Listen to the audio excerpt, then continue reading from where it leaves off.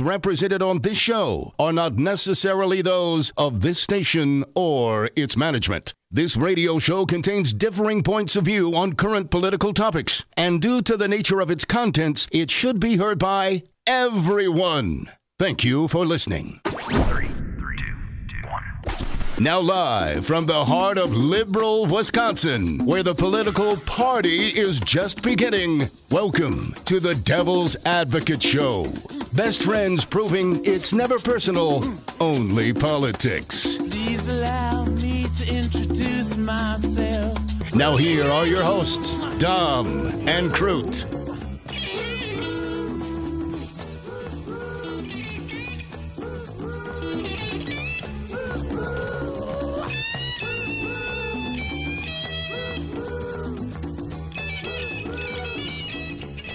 Welcome to the Devil's Advocates Radio Show. Dominic can't listen to the outside speaker. Gotta listen to the headphones. We are on the air. Happy Election Eve to you, my little buddy. Happy Election Eve to you, my dear friend. I cannot wait for tomorrow to be over, but we have another 2 days of the political early season, the political preseason, and it's going to be fun.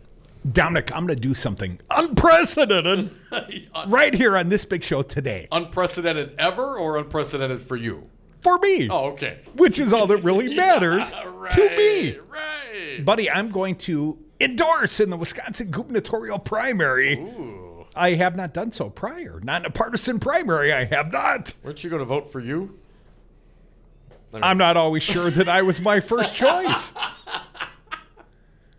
But today I will disclose and I will endorse and I will embrace, at least for the next, 24 to 36 hours, the candidacy of one fine Dem. And I will make that disclosure to all our fine listening audience. 4:05 sharp. Better be here. Make a note of it. Well, 4:06, and then after the introduction, 4:07, 4:08-ish maybe. But yes, Crudy, I look forward to it. Are we going to have said person with us? That is for me to know and the audience to find out. Yes, my understanding, the recipient of this fine endorsement will be in studio. And for all you candidates and campaigns wondering right now, if Crudy hasn't called you, you're not it. So yes, the endorsee will be in studio. All right. And that's all I can say for now. That's all you're going to say. Except you better stick around to 4:05. I want to build up to this. This will be fun. You're just going to tease it the whole way. Well, for like an hour. Like 54 more minutes. You big tease. Buddy, let's talk about perhaps the wild card in this election. Donald Trump. Donald Trump inserting himself in backyard politics right here in the great state of Wisconsin, at least through a tweet over the course of the weekend. Trump is hammering Harley once again, man. Doesn't he know it's the 115th anniversary soon? This street, Brady Street, Milwaukee, it's going to be packed jammed with Harley Davidsons. Labor Day weekend, like Wednesday to Sunday. It's going to be off the hook. Harley's 115th anniversary, and Donald Trump today, or more accurately over the weekend, yesterday, tweeted this. Many at Harley Davidson owners plan to boycott the company if manufacturing moves overseas. Great! Exclamation point. Great! What about boycott Harley? What Donald about Trump USA, advocating for made in the USA. I mean, Harley is iconic American Wisconsin brand. Most other companies are coming in our direction, including Harley competitors. A really bad move! Exclamation point. U.S. will soon have a level playing field, or better. Or better, Dom. Waterboarding, or worse. A level playing field, or better? No, you would think. In the midst of this big, important race, and the important race, of course, the gubernatorial race, that's the big partisan primary, in part, the right to go against the champ. And the champ right now is Scott Walker. And Scott Walker, once upon a time, the guy that cleared the field as a weak presidential candidate for a strong conservative to come and roll up Donald Trump. Well, that never happened. Donald Trump became the president. And of course, Walker very critical of the president and his behavior back then. Back when it was candidate Trump, back before he bitch-slapped Governor Walker. I'm not clear that Scott Walker was ever critical of Donald Trump directly didn't mention him even the day in September of 2015 when he withdrew. I mean, he was, of course, implying, I'm clearing the field so someone can roll Trump. Yes. But he didn't say Trump's name. And eventually, he was down at Shooters on the River celebrating the day before Trump accepted the nomination, Dom. That had to be a sad day. Sad night for him and Tonette. You sat right down the bar from him. You didn't even buy the man a drink. Hey, we tipped the bartenders. What do you want? Well, we like the bartenders. So anyways, Scott Walker, now, Dom, now he's Donald Trump's bitch, right? Mm-hmm. I mean, he's starting to tweet like him. I've seen a few sads. Hashtag sad. And Donald Trump, of course, been right here to the great state of Wisconsin. They're all married on the Foxconn deal. Oh, they love that deal. The biggest giveaway in American history, the biggest incentive of a foreign corporation, the biggest example of corporate welfare in our nation's history. In world history. Perhaps ever. I dare say, perhaps ever in human history. And Scott Walker and Donald Trump, they're all palsy on that deal, Dom. But you would think the governor of the state of Wisconsin would stand for an iconic local brand like Harley-Davidson Motor Corporation. Well, come on, Walker drives around the state on his bike, right? Doesn't he play the Harley guy? Didn't Trump rip on Walker for being the big Harley or little Harley guy? He did. I know. I've heard that. Walker has been riding that bike since for many, many years. It's a campaign tool for him. A political prop, no doubt. He has embraced it. And where is his defense of Harley-Davidson today? Well, let me look. It's not existent. I don't see it. It's not there. You know what he did do, and you've got the Twitter stream, Scott Bauer. I did catch Scott Bauer quotes the governor, and the governor makes a response on this tweet of Donald Trump's, this. Well, he does respond, but he responds with a policy which is not Trump's policy. Like, I'm supportive of this policy of Donald Trump's, which is not the avocation of Donald Trump. Let's not forget. Tariff, trade war. That's what Donald Trump's going to do. He's going to beat him down, right? Easy to win. Easy to win. Well, that's what he claims. And big tariffs. And the fact that a motor company like Harley-Davidson might offshore, and they readily admit, Dom, that they were already moving some operations overseas. But if you got big tariffs, if you got a $2,200 a ride tariff per bike, $2,200. Well, that's $100 million or so that comes right off the bottom line if they keep doing things the same way they were doing them. So Harley-Davidson, in response to the Trump tariffs, I mind you, and the response thereof from the EU, well, they said, well, we're going to overseas more. We're going to outsource. We're going to produce, not outsource, that's inaccurate, but we're going to produce overseas. The bikes that we are going to sell to the EU are going to be made in the EU to avoid $2,200 per bike tariffs. Now, is that outsourcing when you move your motor company? Harley-Davidson, when you produce overseas? I guess technically that is outsourcing. It's not being made domestically. Well, it's being made for the local, the international market, but the local market, it's the EU. But I mean, what is Harley-Davidson to do? Suck it up and eat $100 million? If you listen to Take Trump, the tariffs in the short because they don't follow Donald Trump's narrative. What did we hear Leah Vukmir say? Well, we just got to give Trump time on the tariffs. The great negotiator? The great negotiator. He knows what he's doing. Give him time to make it all work. Do you believe the Omarosa book, which drops tomorrow? Excerpts have dropped over the weekend. She's been out talking about it. Do you believe, my little buddy? Yes. Do you believe Omarosa when she says that Donald Trump, at his inauguration, broached the idea of being sworn in on the art of the deal instead of the Bible? And then his plan was to re-release a inauguration commemorative edition of the art of the deal and sell like hotcakes. That was his theory. I to be sworn in on a book he wrote. I don't know. Omarosa. Come on, man. It sounds very plausible to me. It does sound plausible. Do I believe it? Meh. Does it matter? Meh. I already know what this guy is all about. I believe it. And what does that mean? So what? Merchandising. So what does that have to do with Harley and Scott Walker's total lack of a spine? Okay, so back to Scott Walker, back to the current, hope not forever, governor of the state of Wisconsin. Well, he did respond today, and you've got the tweet, right? You know, I do not, actually. I have Scott Bauer's Twitter feed here from the AP, and here's what he writes. Scott Walker on Wednesday to launch what his campaign is calling an aggressive statewide travel schedule. Okay, got there. Scott Bauer also tweeted a couple hours ago, Walker hasn't commented on the Harley-Davidson boycott. So I haven't seen that yet. Now, the article that Bauer is referencing, I believe, was maybe a Patrick Marley article in the Journal-Sentinel. I had seen a specific tweet that quoted Scott Walker specifically, and Scott Walker's...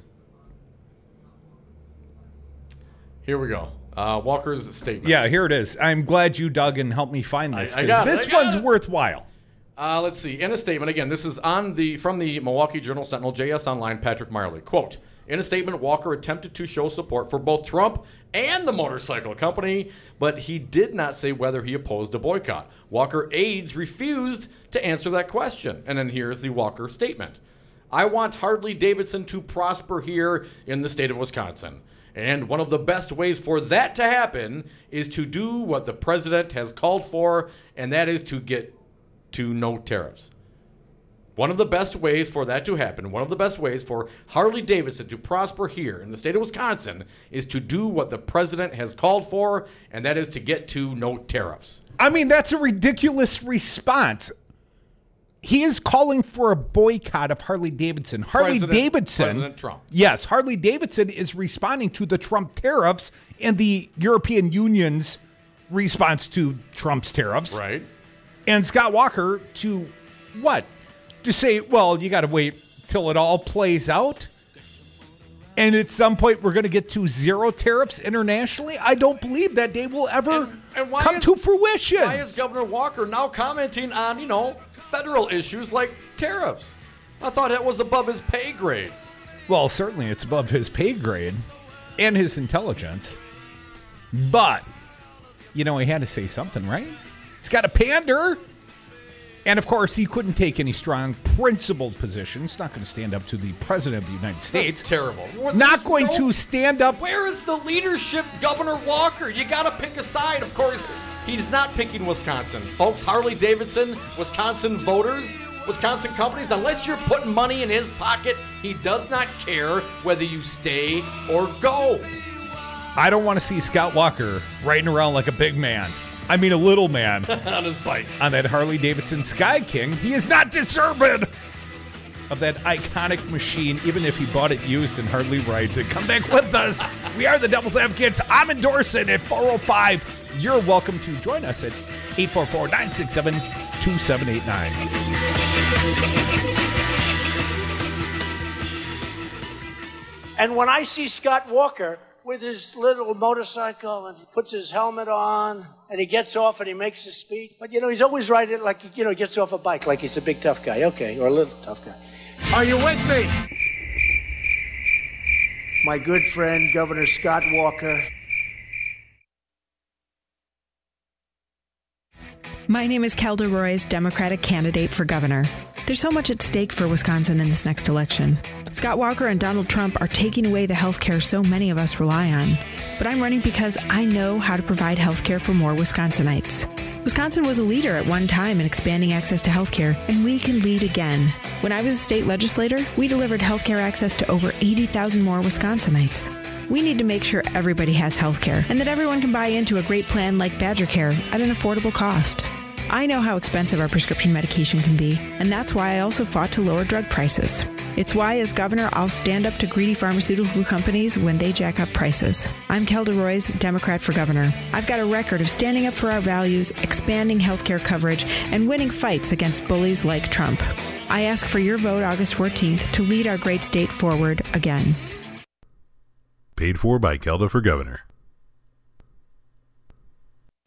Scott Walker thinks Wisconsin should once again hire him as governor. You wouldn't hire me to be a neurosurgeon. This is a person who has not worked in the private sector since 1993. You wouldn't hire me to run condos. You wouldn't hire me to run HP. And has made his political career. You probably wouldn't hire me to run the United States Senate. By using divisive tactics to the benefit of his corporate donors. First step is we're going to deal with collective bargaining for all public employee unions. Because you divide and conquer. Now he supports the largest publicly funded government subsidy of a foreign corporation in American history. You know, they can go suck lemons. And Scott Walker has yet to live up to his first campaign promise to create 250,000 jobs. Is this a campaign promise, something you want to be held to? Absolutely. Scott Walker, we the people are done sucking your lemons. This message was paid for by the People for People Corporation. Donate online at p4ppc.org, p4ppc.org. Hey, Milwaukee County. I am a Democrat. I'm sure some of the listeners of this radio station are too, and they vote Democrat. The race for Milwaukee County Sheriff is important to me. I want someone I can trust, someone with experience, someone who can actually carry a gun and arrest someone. I want my law enforcement officers certified just like my beef. That's why I'm supporting Milwaukee County Sheriff Richard Schmidt. 32 years experience of fighting the bad guys. And in the last 11 months, he's turned the entire department around in a good way. Cleaned up the jail, too. Law enforcement is a serious business. The criminals don't care about political correctness. The guy he's running against was a fancy bodyguard and isn't even certified law enforcement. He'd have to go back to the academy and re-earn his stripes. Just like I don't like fruit and botanicals in my beer, I want my sheriff to be pure law enforcement. Sheriff Richard Schmidt is my guy. A Democrat. Hope he's yours, too. Paid for by friends of Richard Schmidt. Emil Abiagali, Treasurer. So, Jesse, why should someone buying a home pay for an agent when they can go online or call the number on a for sale sign? Great questions. First of all, never call the number on a sign to see a home. That's the seller's agent, and they don't represent your interests. If they show you a home outside of an open house, you forfeit your ability to have someone negotiate in your corner at no cost to you. Well, with interest rates still at historic lows, how can buyers still get a great deal and protect their rights? Step 1, find a buyer's agent that you trust. Your agent will best find the home that fits your needs, anticipate problems, and negotiate on your behalf from offer through closing day. And most home listing contracts stipulate that the seller's agent pays for the buyer's commission. Solidarity Realty. They're real, they're solid, they're honest. Whether buying or selling in Madison or Dane County, call Solidarity Realty, 608-284-9311, or find them at solidarityrealty.com. The Devil's Advocates, where there's always time for Scott Walker bashing. Hashtag Walker bashing. And we are back. Thank you for listening to the Devil's Advocates radio show on Real Resistance Radio, streaming on the YouTube and Facebook pages. We are on Twitter at Devil Radio, and you can always join the party at 844-967-2789. Call, talk, text. It's toll free. So, buddy, it is election eve, and Scott Walker showing himself to be the spineless. Give me another adjective. Spineless. I'm just going to default to coarse language. I'd just call him a bastard, an SOB, something of the sort. I want Harley Davidson to prosper here in the state of Wisconsin, and one of the best ways for that to happen is to do what the president has called for, and that's to get to no tariffs. But his policy is actually tariffs. And his policy is to boycott and encourage the boycotting of Harley-Davidson Motor Corporation. Now, when you say encourage, I mean, you make it seem like he's the president specifically of the United it? States. The president of the United States is actively asking and calling for and endorsing the customer base of an iconic American manufacturing company to no longer buy their products. From his tweet, at Real Donald Trump, many at Harley-Davidson owners plan to boycott the company if manufacturing moves overseas. Great! What? Way to go, America first. Well, but Dom, you're not allowing it to play out to its inevitable end. We got to let it breathe a little bit. Which will be a no-tariff society, and then it will actually be a good thing. But the boycott in the interim, that can't be a good thing for Harley, right? And boycott $2,200 a bike in the interim. Their quarterly reports numbers are going to be terrible. The profitability, we're talking about $100 million. I mean, there is real money attached to this happening right now. So what? Suck it up, employees. Anyone who's got maybe a Harley stock in their 401ks, too bad for you. You just got to wait. Wait for the great negotiator. Wait for President Trump. It'll all turn around. Trust him. Dominic, I've got breaking news. Patrick Marley at the Journal-Sentinel Online. Someone has broken with the president. Of course, he's the former Dem Republican Kevin Nicholson. A U.S. GOP, U.S. Senate candidate Kevin Nicholson on Monday broke with President Donald Trump and said he opposes a boycott of Harley-Davidson Incorporated, even as other Wisconsin Republicans remained on the sidelines a day before the state primaries. No, I don't want to see Harley-Davidson boycotted because I want to see them succeeding and selling into new markets without tariffs, and that's going to be the goal, Nicholson said on an inferior righty-whitey talk radio product earlier today.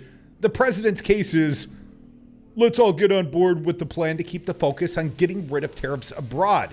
He's got the right objective on that, and he needs to keep his focus on that. Well, I don't know that this is strong opposition precisely. No, I don't think it's strong opposition at all. Everyone's trying to hedge it because, of course, they want it all ways, and you cannot have it all ways. I mean, let's listen to Vukmir. She's got a statement on this as well. Here's what she said.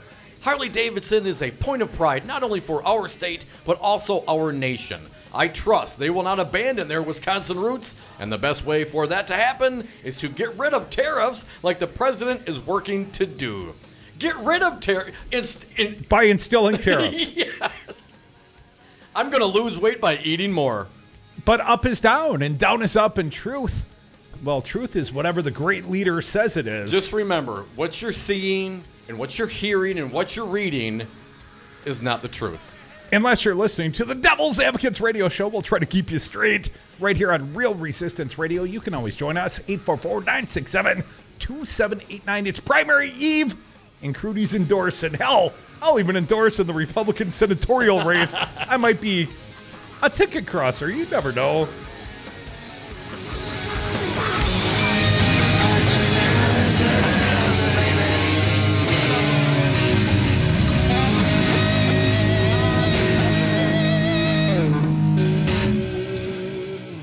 Keep America great! Exclamation point. Join the resistance against dirty carpets. Call Zero Res Madison today for our summer special. Clean and sanitize 3 rooms for only $139. Call 608-848-9000 or schedule online at ZeroResMadison.com. Zero Res, spell it forward or backward, it's the right way to clean. You're not wired to have a response to this sound. But when we introduce a new stimulus, Save the Food, we're helping to stop food waste. Save the Food. For tips and recipes, visit SaveTheFood.com. Brought to you by NRDC and the Ad Council. The Devil's Advocates. James Santel, he's a former U.S. attorney. He's our guest live on Brady. Once again, a pleasure to be with you, gentlemen, to talk about the latest news breaking as we speak. The FBI raided Michael Cohen, Trump's personal attorney, but once they got there, then they went back and got a more thorough warrant and said, we'll take everything. My first reaction is you need to teach criminal constitutional law. You've got it just right in terms of the process. They are kind of a big deal. This is a really big deal.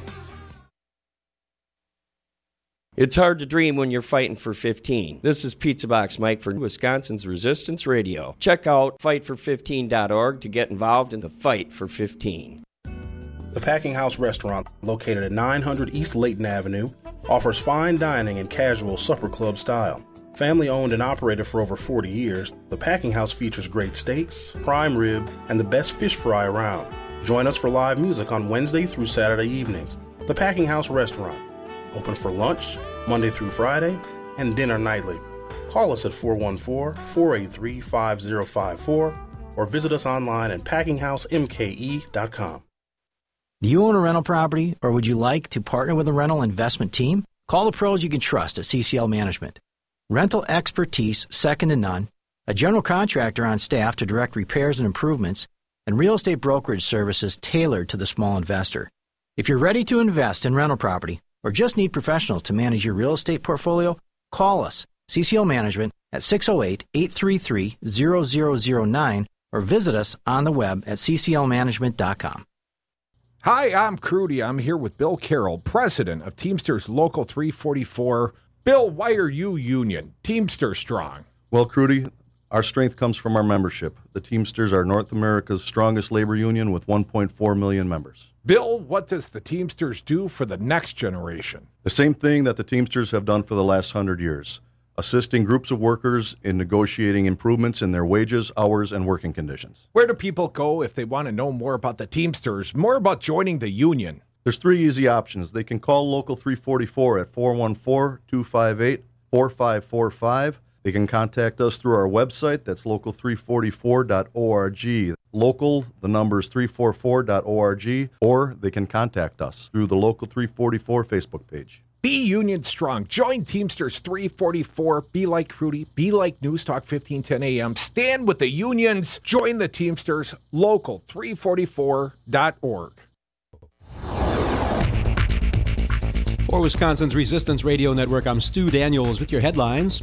Scott Walker's former Department of Corrections Secretary, Ed Wall, released a book on Friday that accuses the governor and Attorney General Brad Schimmel of deception and inaction in addressing abuse allegations at the state's youth prison.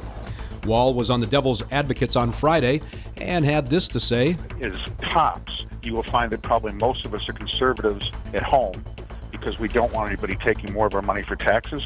But when we get to work, we're Democrats, because the Democrats got us stuff. They got us more people to work on the job with us. They got us equipment. They worked with our unions. And the Brewers lost to the Braves yesterday 8-7. They have today off, then play a 2-game series against the Cubs down in Chicago tomorrow and Wednesday. Mostly sunny today, highs near 90 at 79 in Milwaukee, 77 in Madison. You're listening to Real Resistance Radio.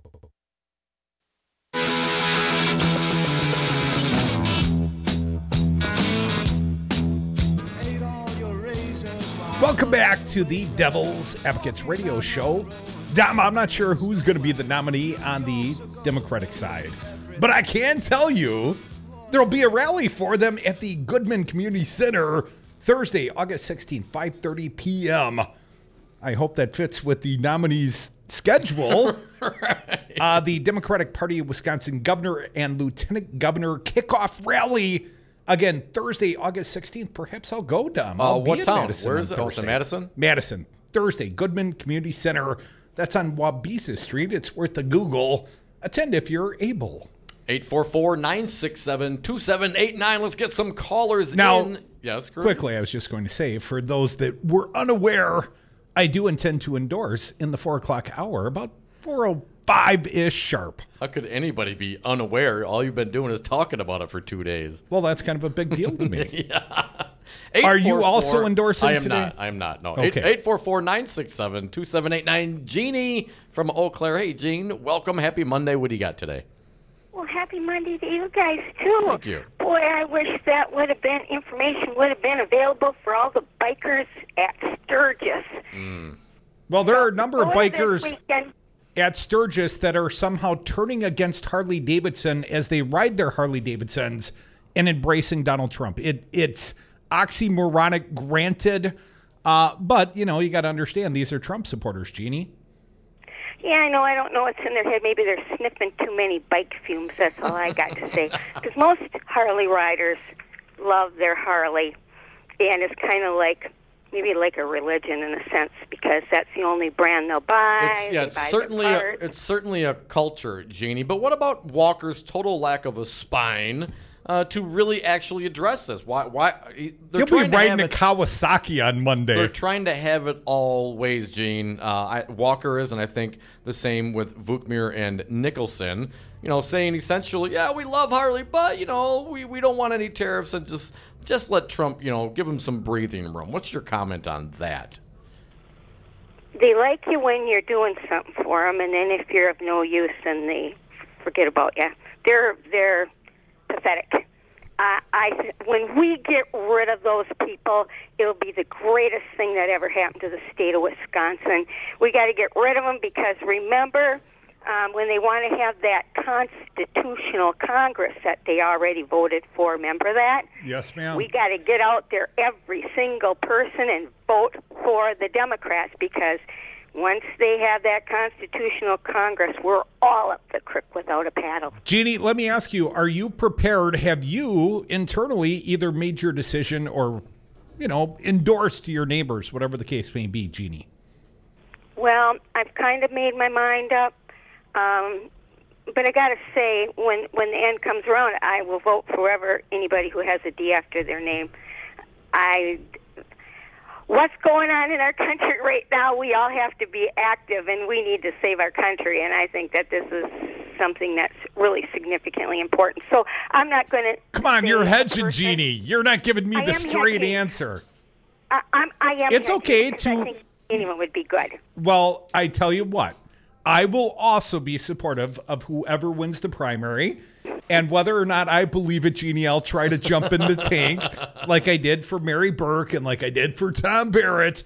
But I do have Didn't work favorites. out so well. Curdy, maybe it's your I do have endorsement. preferences. Come on, Jeannie, you got to like somebody. Okay, I have a favorite. Then tell me who your favorite is. Kathleen Beinhout. Okay, that's a straight answer. Beinhout has experience. She's worked.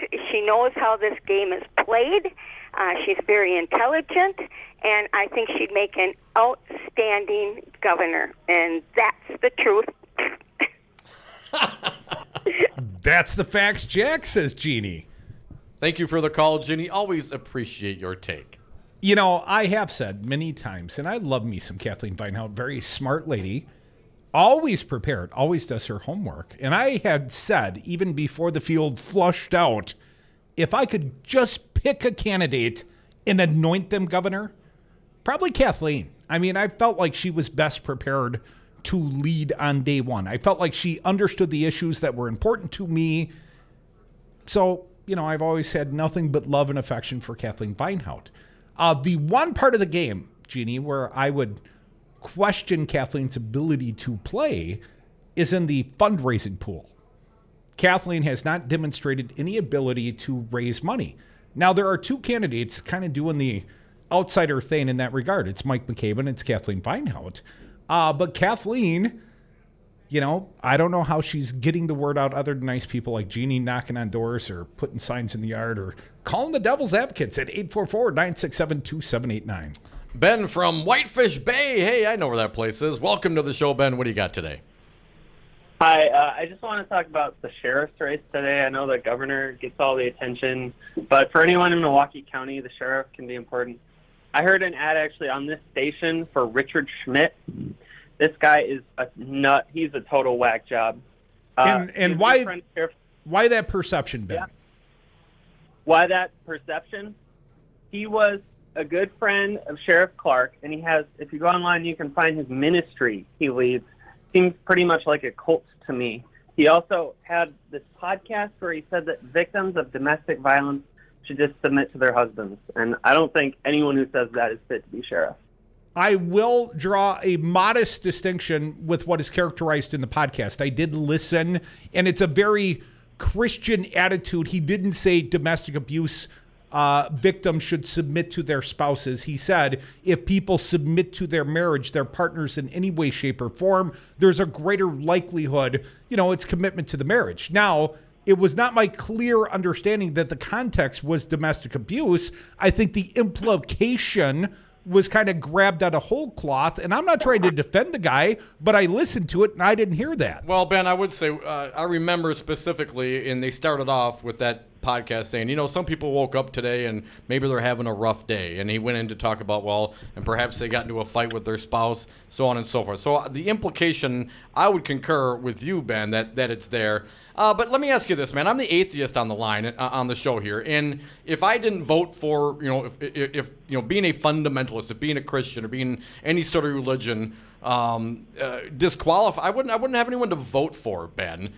What is it about this particular Christian attitude do you think separates him from others, and perhaps his competitors in this race are, I would venture, probably Christians?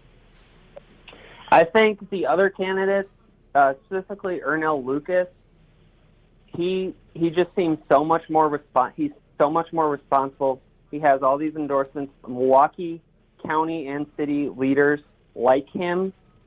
They know that he is more responsible than Schmidt, and he doesn't get into his own personal views of how he thinks the world should be run. He just wants to enforce the law. Do you put any of the tragedies that happened under the leadership, or lack thereof, from Sheriff Clark, of course, Schmidt being number 2 under Clark, and people dying in the jails and so forth, do you think Schmidt should hold some responsibility for those deaths? I don't know enough about those. So I'm not clear on the timelines. Sorry, what? Ben, I was just saying, I was agreeing with you. I'm not crystal clear on the timelines what his role was or his position was when those deaths were to have occurred.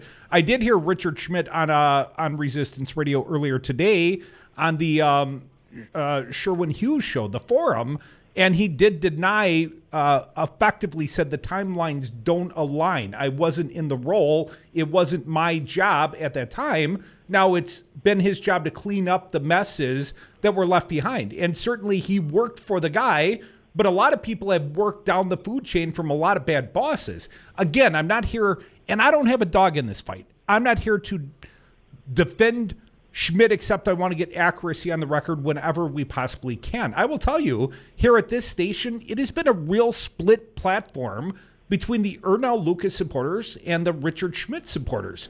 And the part that's been surprising to me, Ben, and I don't think I'm throwing her under the bus when I discuss what she has discussed on her show, the Milwaukee County Corporate Council does a show for this radio station. Let's not kid herself. She doesn't work here. She just does radio here on the weekends.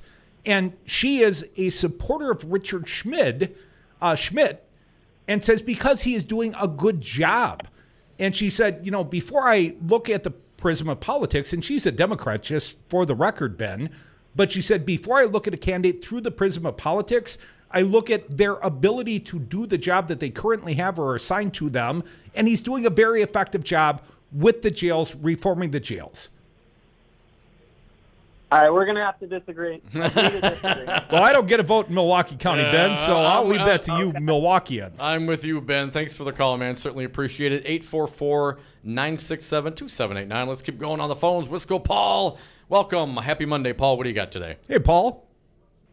Hey, thanks for taking my call. As always, Devils, I really appreciate it. The other side won't let me talk for some reason, but it's my take on Scott Hole is he doesn't like unions. All you got to do is listen to the ad. He basically called all union people bastards. So he don't like them. So he's not going to say nothing. He's not going to stand up for the Harley people. He never stood up for anybody in a union in his life because that's just who he is. And I don't think Trump's any different. So if the working people are looking for some help from any of the GOP, they're looking in the wrong place because they're not going to get it. Paul, what congressional district do you get to vote in? I thought I saw you at one of the CDs during the course of the summer, but where do you vote? Which congressional race are you going to vote in, Paul? In Coles, Dan Cole. Saw Dan Cole on Brady Street the other day. He'll be coming around here soon. Doesn't have a primary opponent, but of course, Glenn Grothman, big target on Glenn. At least, as a candidate, we'd like to see our pal Cole do well against Glenn, a former friend of this program.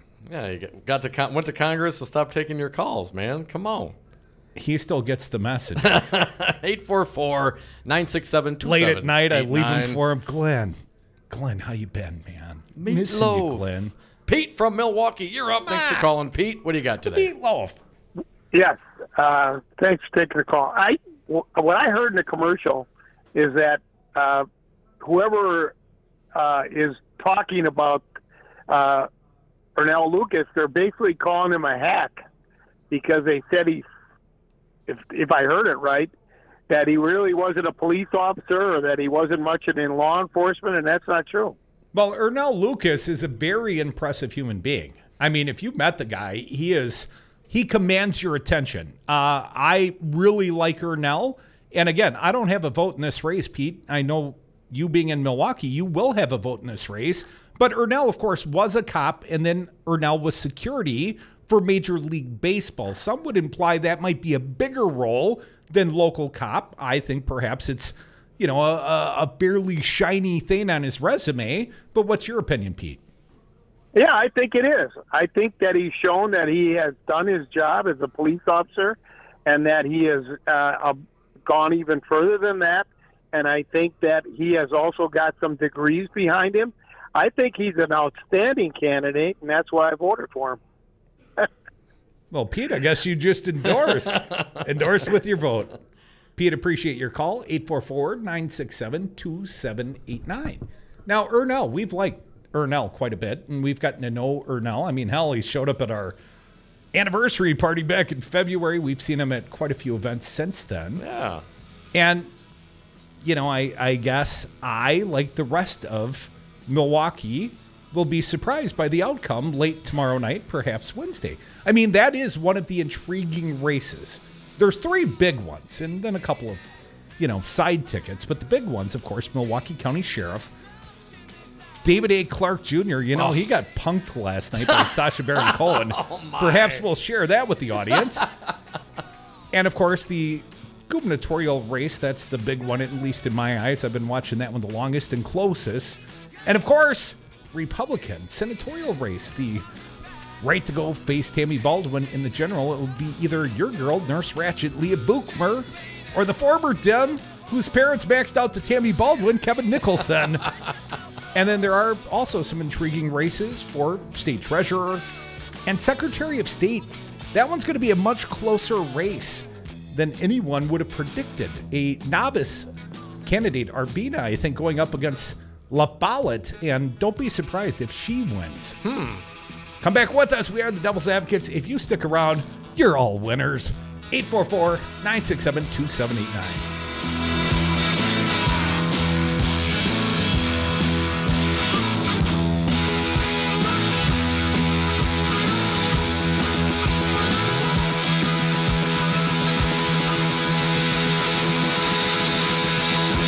Hey, Mom! The meatloaf! The meatloaf! The Packing House, open every day of the year for dinner, including all holidays. Family owned and operated since 1974, lunch Monday through Friday, live music Wednesday through Saturday. Enjoy steaks, ribs, seafood, fish fries, and prime rib. Easy access from anywhere, across from the airport on Layton.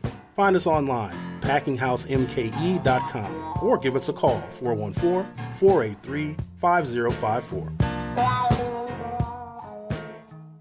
I'm Andy Buck, Field Representative with Painters and Allied Trades of Wisconsin. It's an issue that brings constant challenges for building contractors. How to find qualified painters, glazers, and drywall finishers. IUPAT knows what you want. A professional job performed by skilled workers who care about safety, training, and finishing strong. Workers who are reliable and ready on demand. Let IUPAT provide the people power that you need. You'll feel confident the job is finished right. Connect at IUPATDC7.com and finish strong. I would like to thank you, President Trump. I also want to express my thanks to Governor Walker. Foxconn CEO Terry Goh is thankful to the Republicans who delivered his $4.5 billion in corporate welfare. Thank you to Foxconn. Scott Walker thanks the foreign corporation who received the largest corporate welfare subsidy in history. Thank you, Mr. President. What about thanking the hardworking Wisconsin taxpayers you saddled with a generation of debt for a project that may never be paid back? People should be rushing to me and patting my back and say, hey, thank you, Mr. Foxconn. Call Governor Scott Walker at 608-266-1212 and tell him no thank you to corporate welfare, no thank you to environmental rollbacks, no thank you to a project that may never be paid back, no thank you to Foxconn. This message was paid for by the People for People Corporation. Donate online at p4ppc.org, p4ppc.org. Before I wore a hard hat, I wore an Army helmet, and I qualified as an expert shot. I respect an American's right to carry a weapon. I don't respect the NRA profit machine that lets guns into the hands of criminals and the mentally ill time and time again. It's time for sensible gun policy in America. I'm Randy Bryce, and I approve this message. My name is Kelda Roy's Democratic candidate for governor. There's so much at stake for Wisconsin in this next election. Scott Walker and Donald Trump are taking away the health care so many of us rely on. But I'm running because I know how to provide health care for more Wisconsinites. Wisconsin was a leader at one time in expanding access to health care, and we can lead again. When I was a state legislator, we delivered health care access to over 80,000 more Wisconsinites. We need to make sure everybody has health care and that everyone can buy into a great plan like Badger Care at an affordable cost. I know how expensive our prescription medication can be, and that's why I also fought to lower drug prices. It's why, as governor, I'll stand up to greedy pharmaceutical companies when they jack up prices. I'm Kelda Roy's Democrat for governor. I've got a record of standing up for our values, expanding healthcare coverage, and winning fights against bullies like Trump. I ask for your vote August 14th to lead our great state forward again. Paid for by Kelda for governor. In election after election, Democrats played it safe, settling for bland, uninspiring, but supposedly electable candidates. Again and again, another loss. Mike McCabe is a breath of fresh air. He spent decades exposing corruption, always putting principle over party to get regular people in the driver's seat of our government. His People Power campaign is daring us to dream of Wisconsin's true potential. On August 14th, a vote for Mike McCabe is a vote for a government and economy that work for all of us and not just the privileged few. Paid for by commoners for Mike McCabe.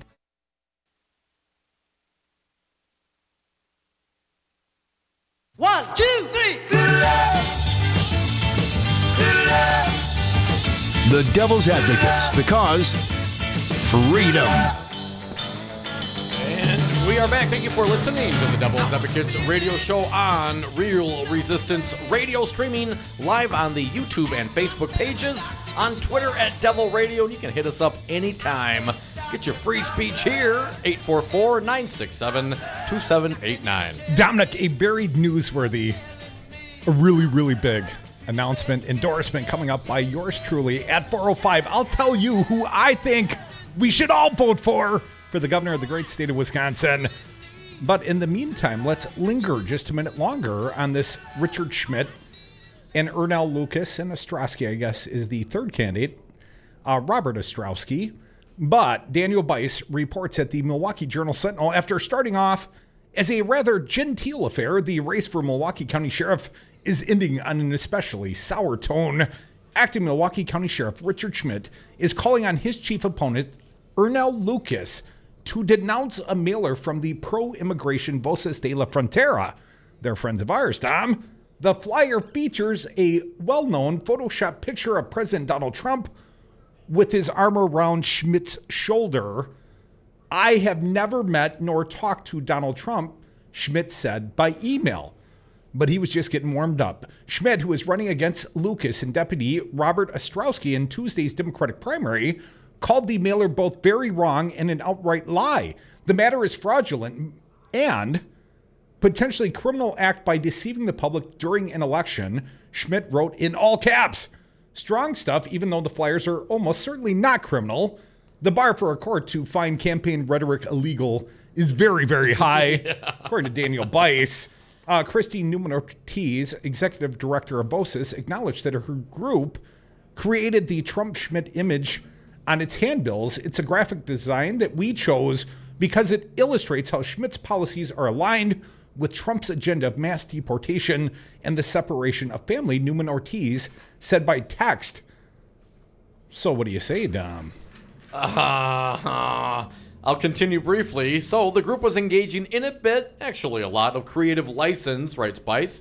In fact, the Photoshop job appears realistic to some at first glance. Schmidt and Voces officials have been waging war over the past week over his office's handling of undocumented workers. Looking at the picture here, it certainly looks like Donald Trump has his arm around Schmidt.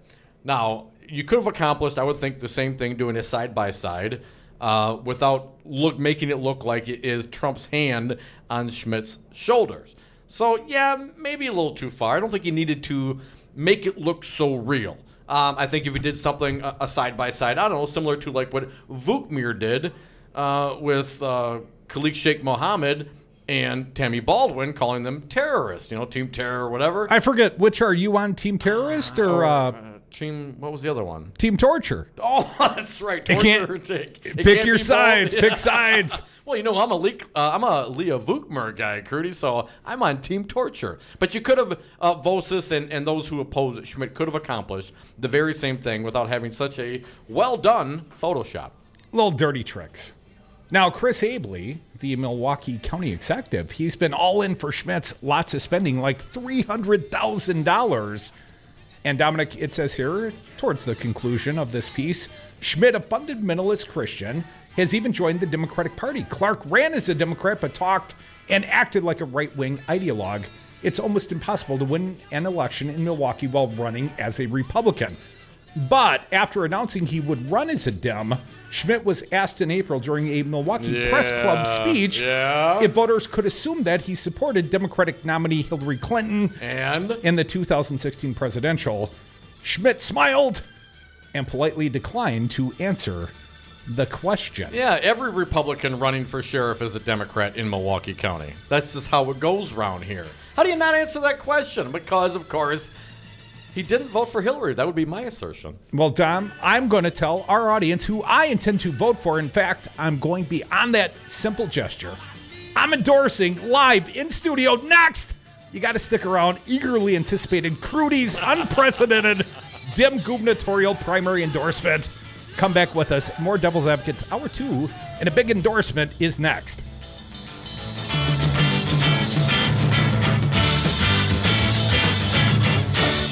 We have to bring back law and order. It is pitchfork and torches time in America. He was not a credit to law enforcement, that I can tell you. Not going to work here anymore anyway.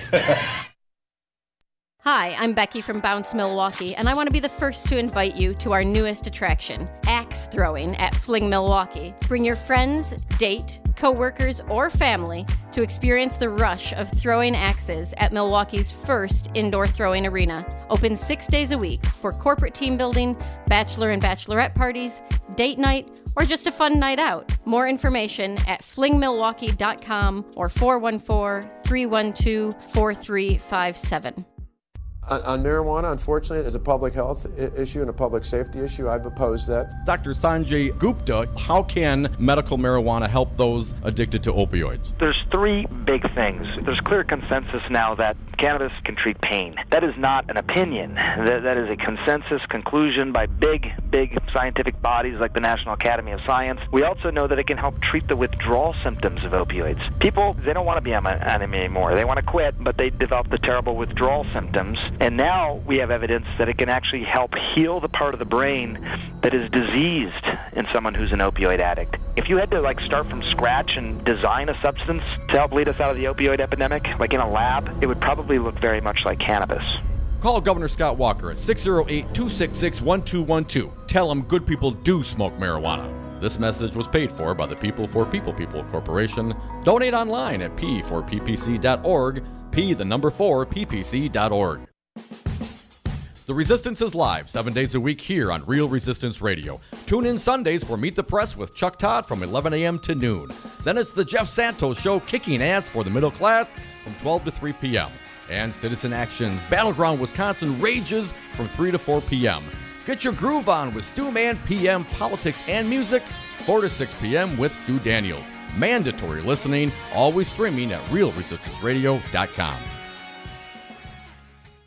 You are listening to Real Resistance Radio, WRRD 1510 AM Waukesha and WTTN 1580 AM Columbus. Always streaming at realresistanceradio.com.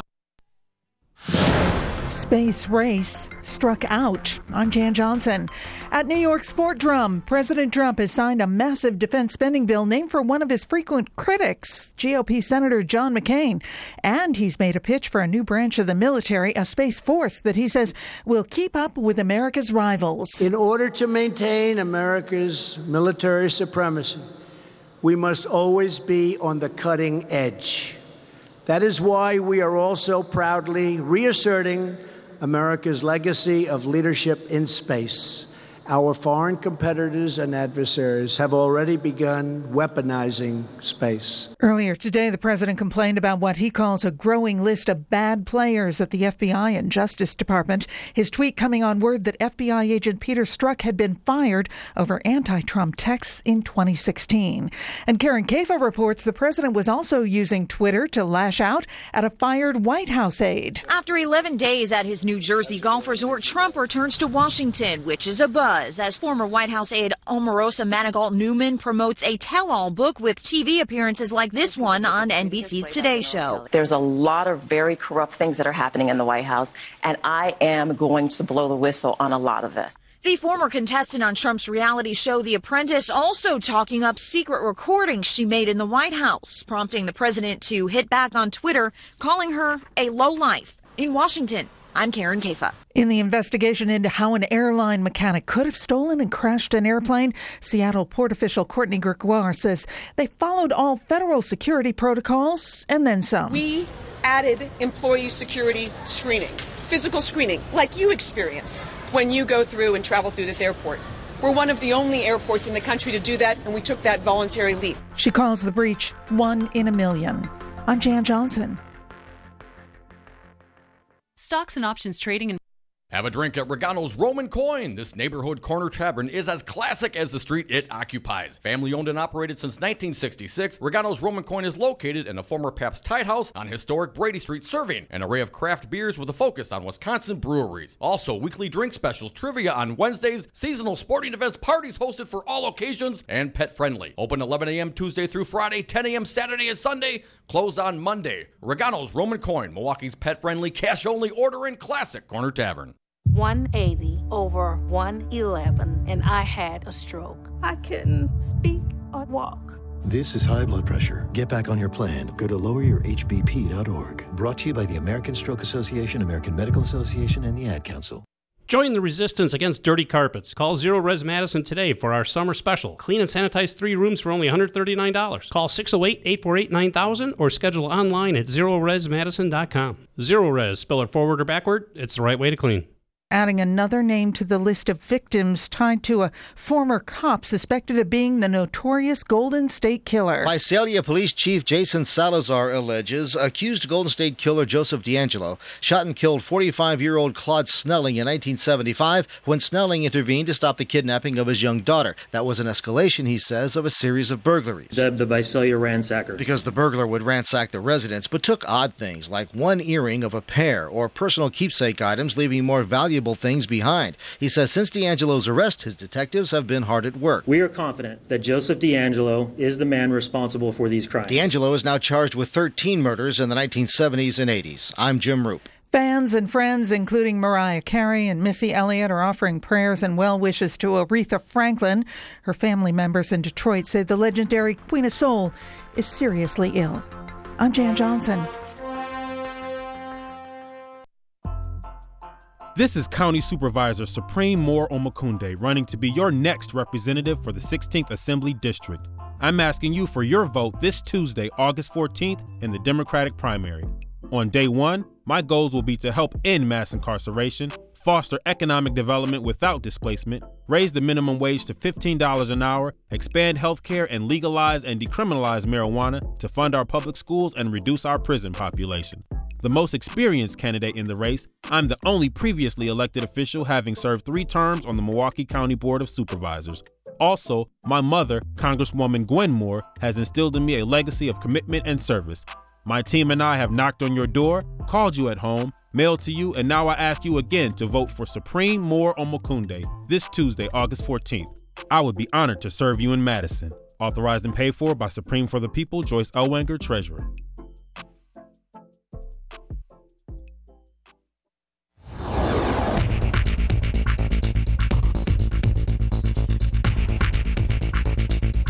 For Wisconsin's Resistance Radio Network, I'm Stu Daniels with your headlines. Donald Trump says a boycott of Milwaukee's Harley-Davidson company would be a great thing. Trump sent the message out in a tweet yesterday. 3 people were shot on Milwaukee's north side last night, 1 fatally. One of the wounded is a 5-year-old boy. And the death of a woman from South Milwaukee is being blamed on a bacteria spread through dog saliva. Sharon Larson, 58, passed away June 23rd after being nipped by her dog, Bo. The bacteria is also blamed for the forced amputation of a West Bend man's hands and legs in June. Outside today, mostly sunny, highs around 90 degrees, mostly clear tonight, lows in the upper 50s in Milwaukee and mid-60s in Madison. You're listening to Real Resistance Radio. The following program is a presentation of DC Communications, LLC. Warning, you are about to listen to the greatest radio show ever. And due to contractual obligations and to shield our airwaves corporate licensees from any semblance of liability, responsibility, and gullibility, we must tell you the views represented on this show are not necessarily those of this station or its management. This radio show contains differing points of view on current political topics, and due to the nature of its contents, it should be heard by everyone. Thank you for listening. 3, 2, 1.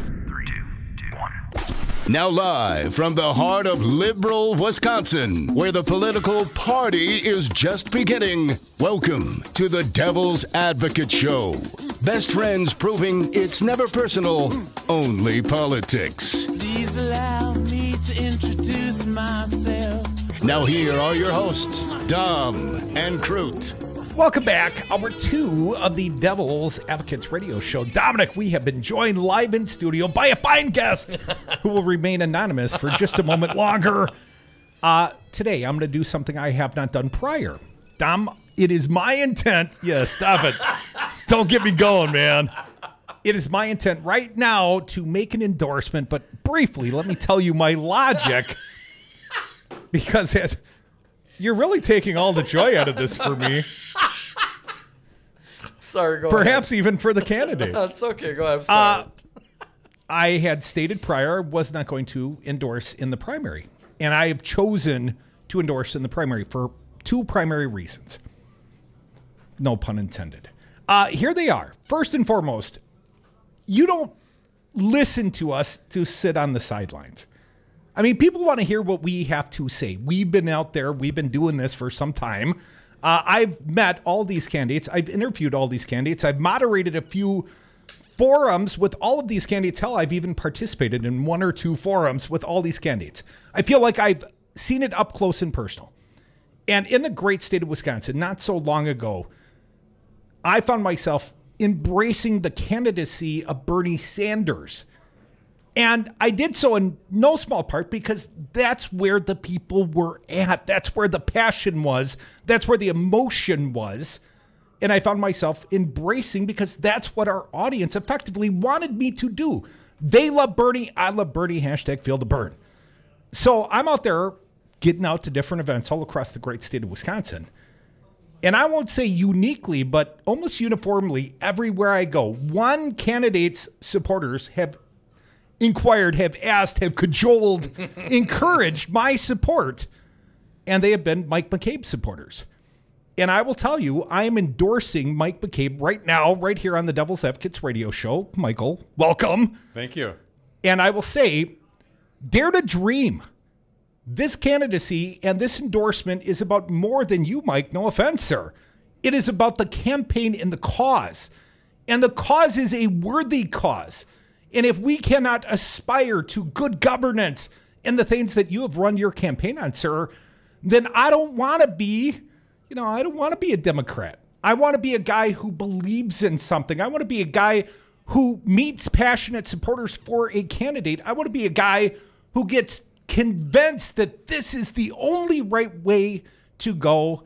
And Michael, that has been your supporters, and that is in no small part why I am supporting your campaign. And if I got any weight to throw on the scale, my friend, I'm doing so for you. Thank you. Well, congratulations for what that's worth. Thank you so much. You're doing it for a whole lot of people all around the state of Wisconsin who have come out of the woodwork to take matters into their own hands to try to bring change to Wisconsin. And this has never been my campaign. It's been theirs from the very beginning.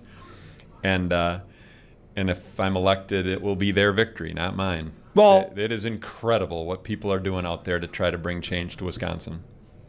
no offense to the front runner, Tony Evers, but I heard this said recently. People will vote for Tony Evers. People will crawl over hot coals to go vote for Mike McCabe. And Mike, I believe it. I've met so many of these people all around the state of Wisconsin.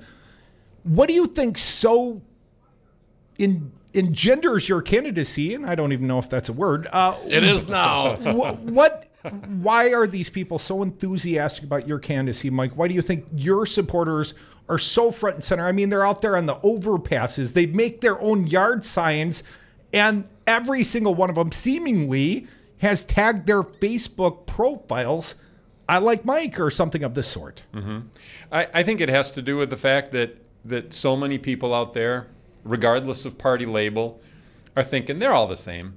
None of them are working for us. They're all taking their cues from fat cat donors from across the country, and they're all the same. And what good does it even do to vote?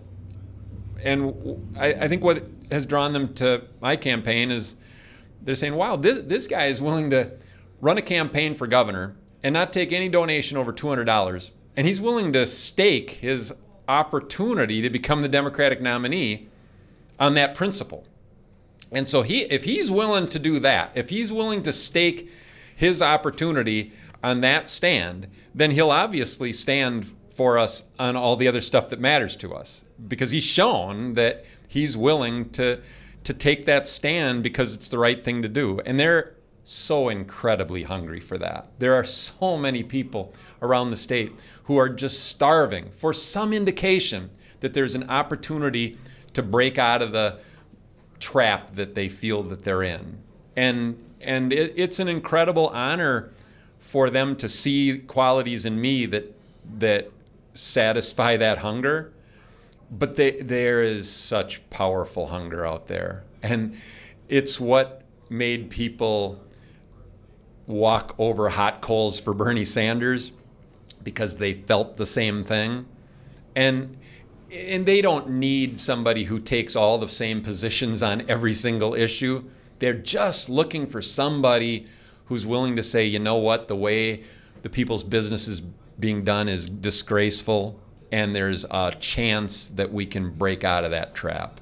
Well, Michael, I don't know how anyone could accurately call you a sellout. If there's been any cynicism on my part of your campaign, and I've told you this before, man. You have. Your integrity is going to get in the way, perhaps, because if you are successful, if you do win the primary tomorrow, Mike, you're going against perhaps one of the most corrupted politicians in America. The governor of the state of Wisconsin, Scott Walker, has already demonstrated a willingness to shatter campaign finance laws.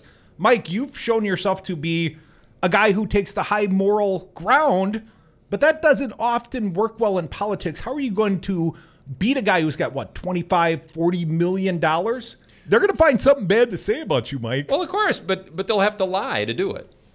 They'll just have to make stuff up, and they will.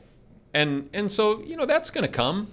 But you're not going to beat corruption with a milder form of corruption. You're not going to beat big money with close to that amount of big money. Look, Scott Walker has got more than 10 times more money than any Democrat in the field. So when people say, well, we've got to go with the Democrat who has the most money or the best establishment ties, what they're saying is to beat the machine, we need a smaller machine? What kind of logic is that? You beat the machine with a smaller machine? No, you beat the machine with a movement. It takes a movement to beat that machine. And if you try to beat the machine with just a smaller machine, you're going to get demolished. And of course, Scott Walker's been elected governor 3 times. And he's faced campaigns that were very, very well financed. $33 million was spent by Democrats in the last election, and he got the same darn percentage as he got the time before. You're not going to beat him with money. He'll have vastly more than anyone. You're not going to beat him by just telling voters what's wrong with him.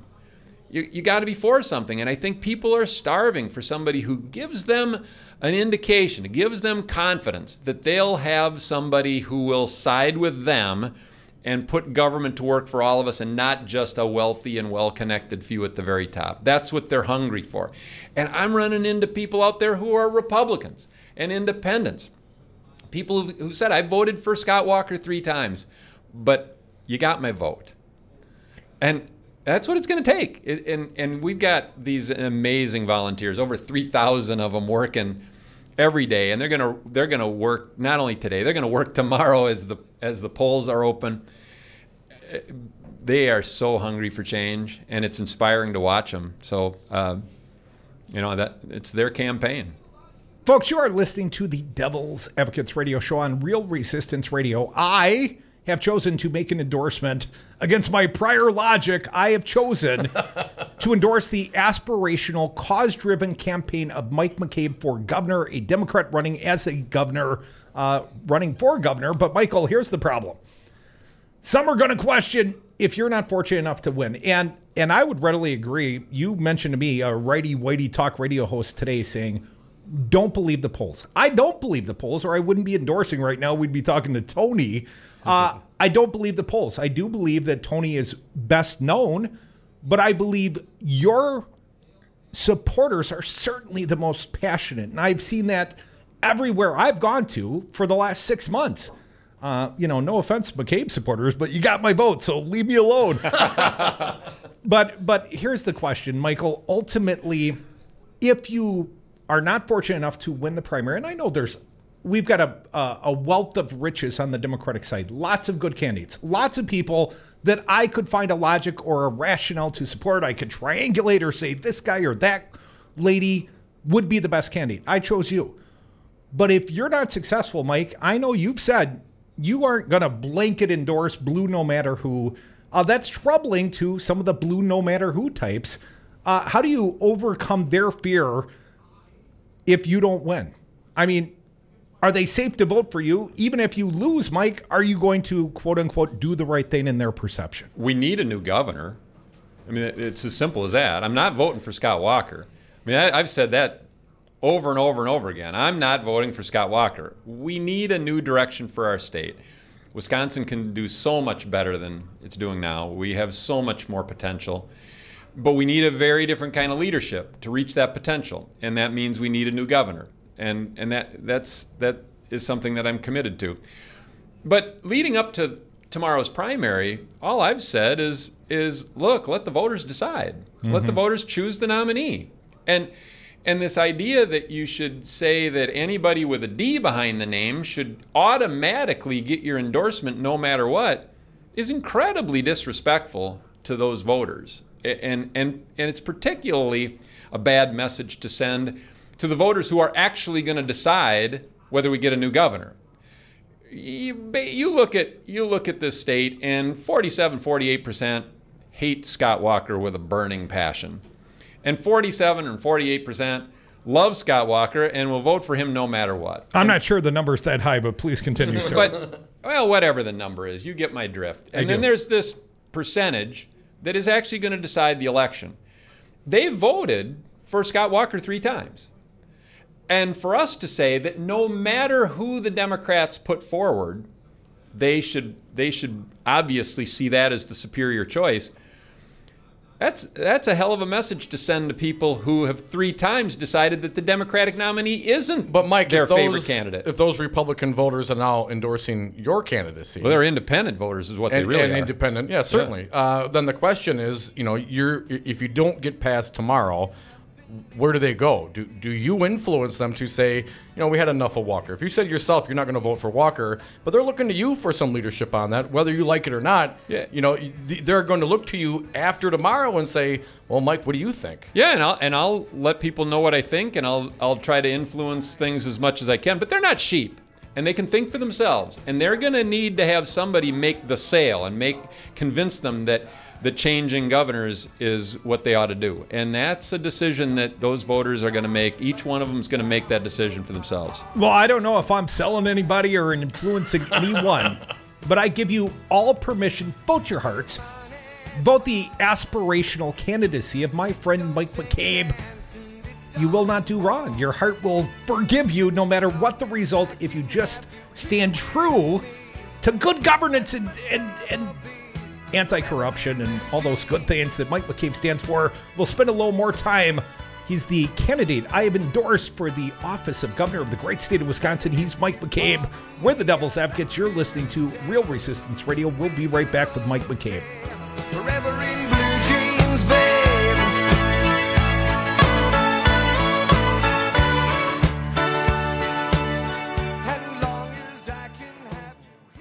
You know, if you put your mind to it, you can accomplish anything. Good luck. We're all counting on you. Brian Style was raised right here in Wisconsin on Wisconsin-style values. That's why Brian Style doesn't have any interest in Washington-style politics. Partisanship, finger-pointing, and infighting might be in style in D.C., but Brian Style knows that fixing how Washington works will take Wisconsin-style solutions. Brian Style built a career in manufacturing, solving problems, saving money, and creating jobs here in Wisconsin. And as a member of the University of Wisconsin Board of Regents, Brian Style voted to keep tuition frozen while helping to ensure that our students are prepared for the jobs of the future. So if you're ready for Wisconsin-style solutions to Washington-style gridlock, vote conservative, outsider, and problem solver Brian Style for Congress. Because even if our conservative Southeast Wisconsin-style values are out of style in D.C., we know that we can count on Brian Style to fight for our values in Washington. I'm Brian Style, and I approve this message. Paid for by Style for Wisconsin, Inc. Do you own a rental property, or would you like to partner with a rental investment team? Call the pros you can trust at CCL Management. Rental expertise second to none, a general contractor on staff to direct repairs and improvements, and real estate brokerage services tailored to the small investor.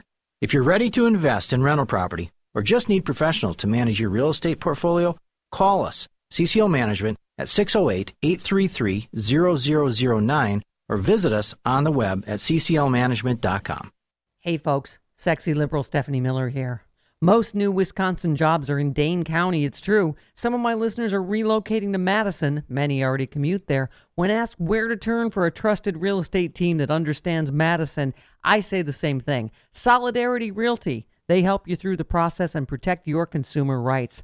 They live their values building community, promoting sustainability and diversity. Find them today at solidarityrealty.com and tell them Stephanie Miller sent you. The Packing House Restaurant, located at 900 East Layton Avenue, offers fine dining and casual supper club style. Family owned and operated for over 40 years, the Packing House features great steaks, prime rib, and the best fish fry around. Join us for live music on Wednesday through Saturday evenings. The Packing House Restaurant, open for lunch, Monday through Friday, and dinner nightly. Call us at 414-483-5054 or visit us online at packinghousemke.com. I'm Andy Buck, Field Representative with Painters and Allied Trades of Wisconsin. It's an issue that brings constant challenges for building contractors. How to find qualified painters, glazers, and drywall finishers. IUPAT knows what you want. A professional job performed by skilled workers who care about safety, training, and finishing strong. Workers who are reliable and ready on demand. Let IUPAT provide the people power that you need. You'll feel confident the job is finished right. Connect at IUPATDC7.com and finish strong. On marijuana, unfortunately, as a public health issue and a public safety issue, I've opposed that. Dr. Sanjay Gupta, how can medical marijuana help those addicted to opioids? There's three big things. There's clear consensus now that cannabis can treat pain. That is not an opinion. That is a consensus conclusion by big scientific bodies like the National Academy of Science. We also know that it can help treat the withdrawal symptoms of opioids. People, they don't want to be on them anymore. They want to quit, but they develop the terrible withdrawal symptoms. And now we have evidence that it can actually help heal the part of the brain that is diseased in someone who's an opioid addict. If you had to start from scratch and design a substance to help lead us out of the opioid epidemic, like in a lab, it would probably look very much like cannabis. Call Governor Scott Walker at 608-266-1212. Tell him good people do smoke marijuana. This message was paid for by the People for People Corporation. Donate online at p4ppc.org, p4ppc.org.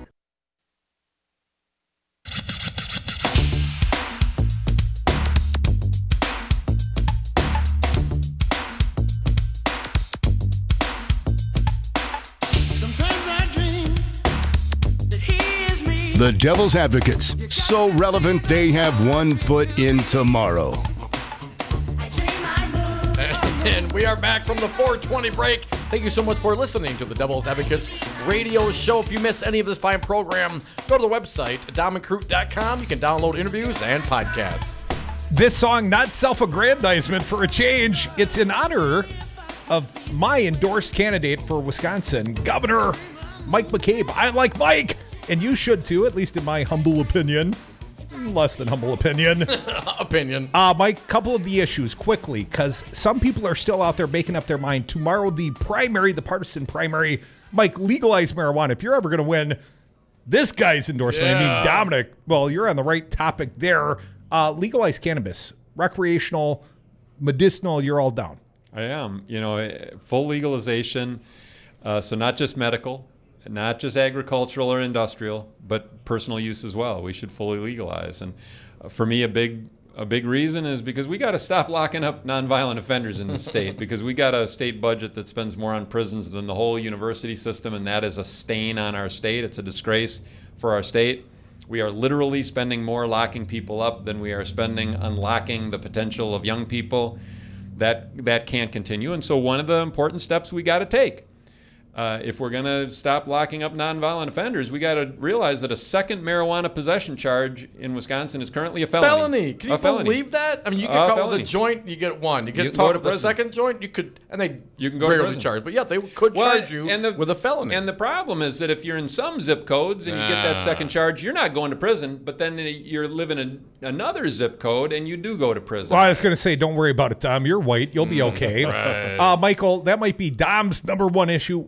What will be your number one issue? What will we hear you talking about on Wednesday if you win? What will be the first issue you discuss? Well, I tell you, the biggest problem that we face as a state is inequality. Political inequality, economic inequality, social and racial inequality. That is the biggest challenge we face as a state. So far in the 21st century, no state in America has seen its middle class shrink more than Wisconsin. We have levels of economic inequality now not seen in this state since the Great Depression. And the more economically unequal we become, the more that money power then is able to buy more political power, and the more politically unequal we become. These inequalities feed off each other. The more politically unequal we become, the more we feed the rich. And we shower tax breaks and state subsidies on a few at the top. And we ignore the needs of so many other people in our state. So that's the challenge that we've got to deal with in our state. Michael, I realize some people still researching their decision for tomorrow's primary. If they want to know more about Mike McCabe and your campaign, how can they find out? Well, governorbluejeans.com is the website, and we're on Facebook, and we're on Twitter, and all you got to do is Google, and you're going to find all kinds of videos and clips of speeches and all of that. But governorbluejeans.com. Dare to dream, Wisconsin. Be like Mike and vote for Mike. And do so with a full heart and know that you have done the right thing, at least in my humble opinion. Mike McCabe, thank you so much. Congratulations, sir. For what it's worth, you got my endorsement. Thank you. Thank you. Mike. Come back with us. More Devil's Advocates on the other side.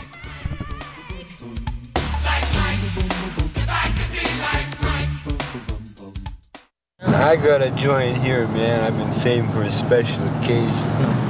Join the resistance against dirty carpets. Call Zero Res Madison today for our summer special. Clean and sanitize 3 rooms for only $139. Call 608-848-9000 or schedule online at zeroresmadison.com. Zero Res, spell it forward or backward, it's the right way to clean. Listen, as a hiring manager, I've got to tell you, the best job candidate isn't always the typical candidate. Sometimes they're a grad of life. Meet the grads of life. Young adults of unique determination and experience, an ideal fit for your company in an entry-level position, internship, or mentorship. They might not have every qualification you typically look for, but they're exactly who your company needs. Sometimes the best candidates aren't the ones you're used to. Go to gradsoflife.org to learn how to find, cultivate, and train this great pool of untapped talent. Brought to you by the Ad Council and gradsoflife.org. 5 your local single-source IT solutions provider. Specializing in cloud technology, consulting, servers, networks, and hosting. We manage your IT so you can focus on running your business. Enjoy technology. Enjoy 59s.com. The bridge is out and there are scat holes everywhere. Come on. What's wrong with you? Listen to Wisconsin's Resistance Radio Network. Before I wore a hard hat, I wore an Army helmet, and I qualified as an expert shot. I respect an American's right to carry a weapon. I don't respect the NRA profit machine that lets guns into the hands of criminals and the mentally ill time and time again. It's time for sensible gun policy in America. I'm Randy Bryce, and I approve this message. Hi, this is your Congresswoman, Gwen Moore, reminding you to vote this coming Tuesday, August 14th, for my son, Supreme Moore Omokunde, to be your representative for the 16th Assembly District. I have mentored many young people in Milwaukee, and Supreme stands out as intelligent, experienced, and deeply committed to the public good. And it's not just his mother who supports him. The people have elected him 3 times to the county board, demonstrating their trust and respect for him. Also, Supreme Moore Omokunde has been endorsed by the American Federation of State, County, and Municipal Employees, the Service Employees International Union, Citizen Action, 2 teacher organizations, Clean Wisconsin, Fair Wisconsin, The Shepherd, and more. Please vote for Supreme on Tuesday. Supreme Moore Omokunde is for the people and will serve you with honor. Thank you. Authorized and paid for by Supreme for the People, Joyce Elwanger, Treasurer. Live via phone, he is former U.S. Attorney Jim Santel. Firing Bob Mueller doesn't mean that the prosecution, the investigation goes away. Pardoning one individual does not mean that you undo everything that has been done before. So this notion that somehow by shutting down and by pardoning and by sort of stopping the process, you're also stopping the wheels of justice is simply, again, it's simply wrong. The Devil's Advocates, weekday afternoons on 1510 a.m. Wisconsin's Resistance Radio. For Wisconsin's Resistance Radio Network, I'm Stu Daniels with your headlines. Scott Walker's former Department of Corrections Secretary Ed Wall released a book on Friday that accuses the governor and Attorney General Brad Schimmel of deception and inaction in addressing abuse allegations at the state's youth prison. Wall was on the Devil's Advocates on Friday and had this to say. The question you then have to answer is, what am I going to put back on the street? What's the product I'm going to put back out there? Does it make sense to keep them locked up as long as I can, as miserable as I can, and send them back with no psychological help, no counseling for alcohol and drugs, no job skills, which is where I think that they would rather be. I think that they see corrections as a warehousing issue and not as a cultural issue and a social issue that needs to be addressed. You're listening to Real Resistance Radio.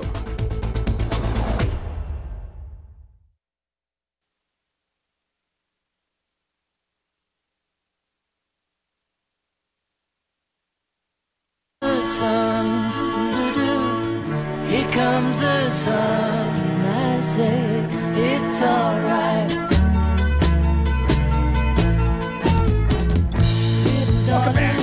Devil's Advocates Radio Show. Congratulations to our most recent guest, and you're welcome, Mike McCabe. Dare to dream, that's what I say. It has been a hard decision not to decide to vote for Mike McCabe. I mean, the guy checks so many of my boxes.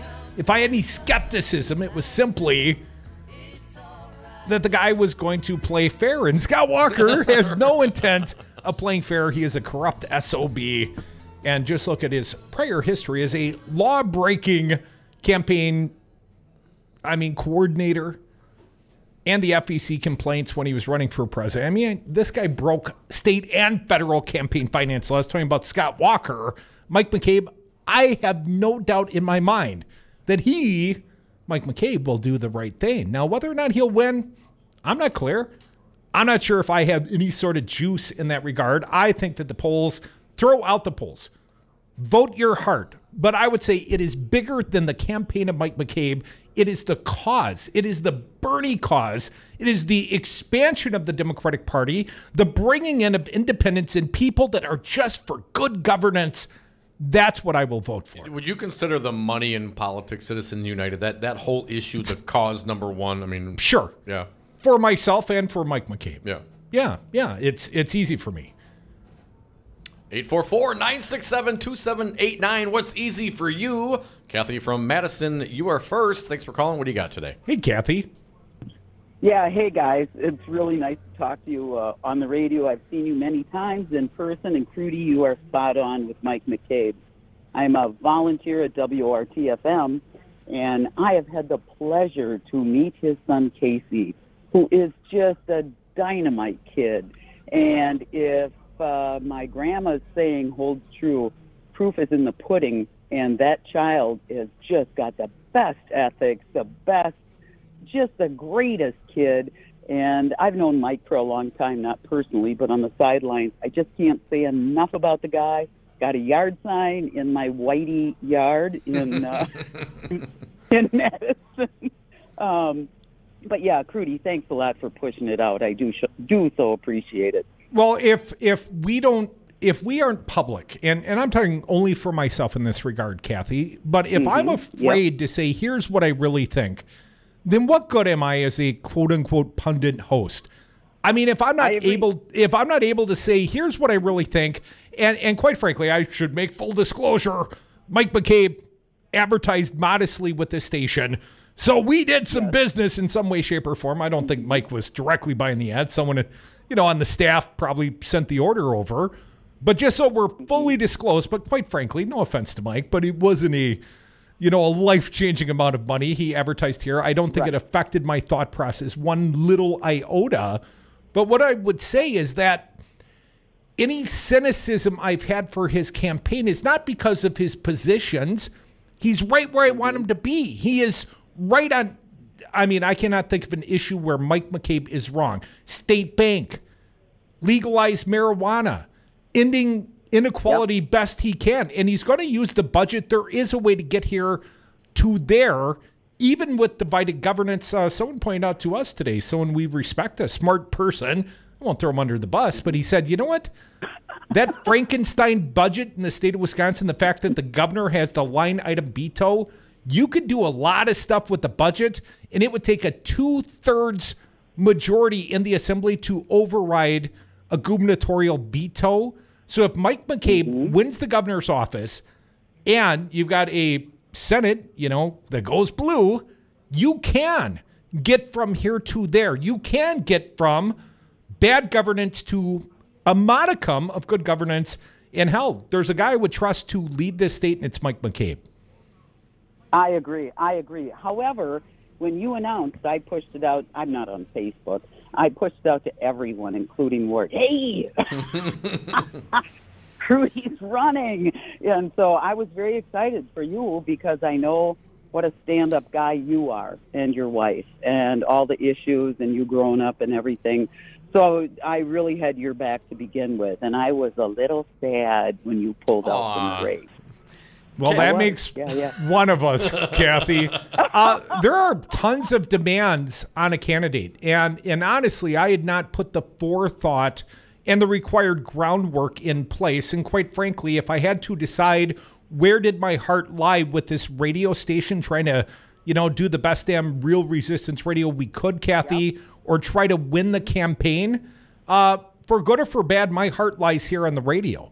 And this is exactly where I'm supposed to be today, endorsing Mike McCabe. Kathy, let me ask you, number one, our friends over at Ward, how's everybody doing? Do we have any updates on the shooting that occurred there recently?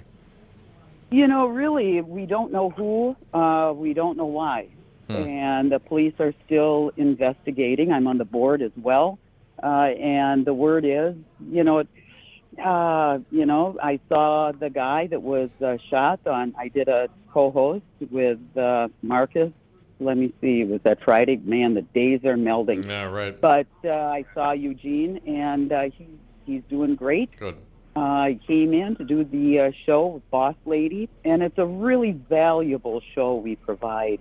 The folks call in nonstop the minute she gets on air to push out love to their loved ones in Correctional Institute. And I got to tell you, without that, I don't think they'd be having such a good time in the jail without receiving that love from what the show that she does and that WRTFM.org.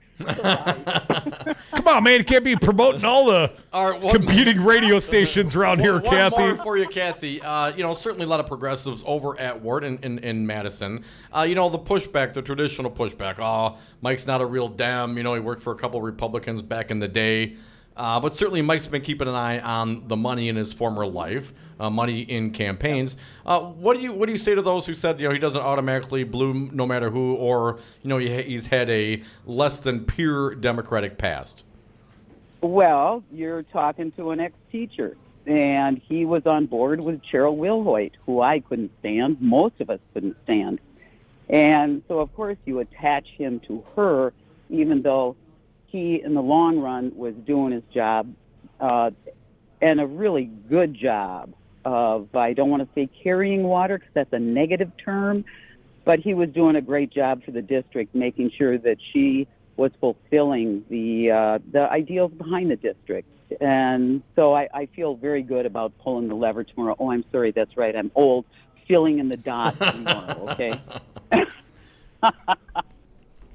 Kathy, I hate giving you this advice, but color between the lines. Thank you for the call, Kathy. Let's keep going on the phones. 844-967-2789. It is the political party line, and it's a party when Lou from Cudahy calls in.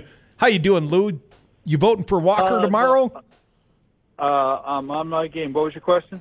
I asked, sir, if you're voting for Scott Walker tomorrow in the Republican primary, and my next question will be, how about the Republican Senate race? Do you have a favorite, Lou?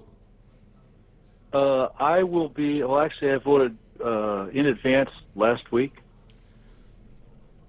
And I voted for, let's see, Walker and Rebecca Clayfish.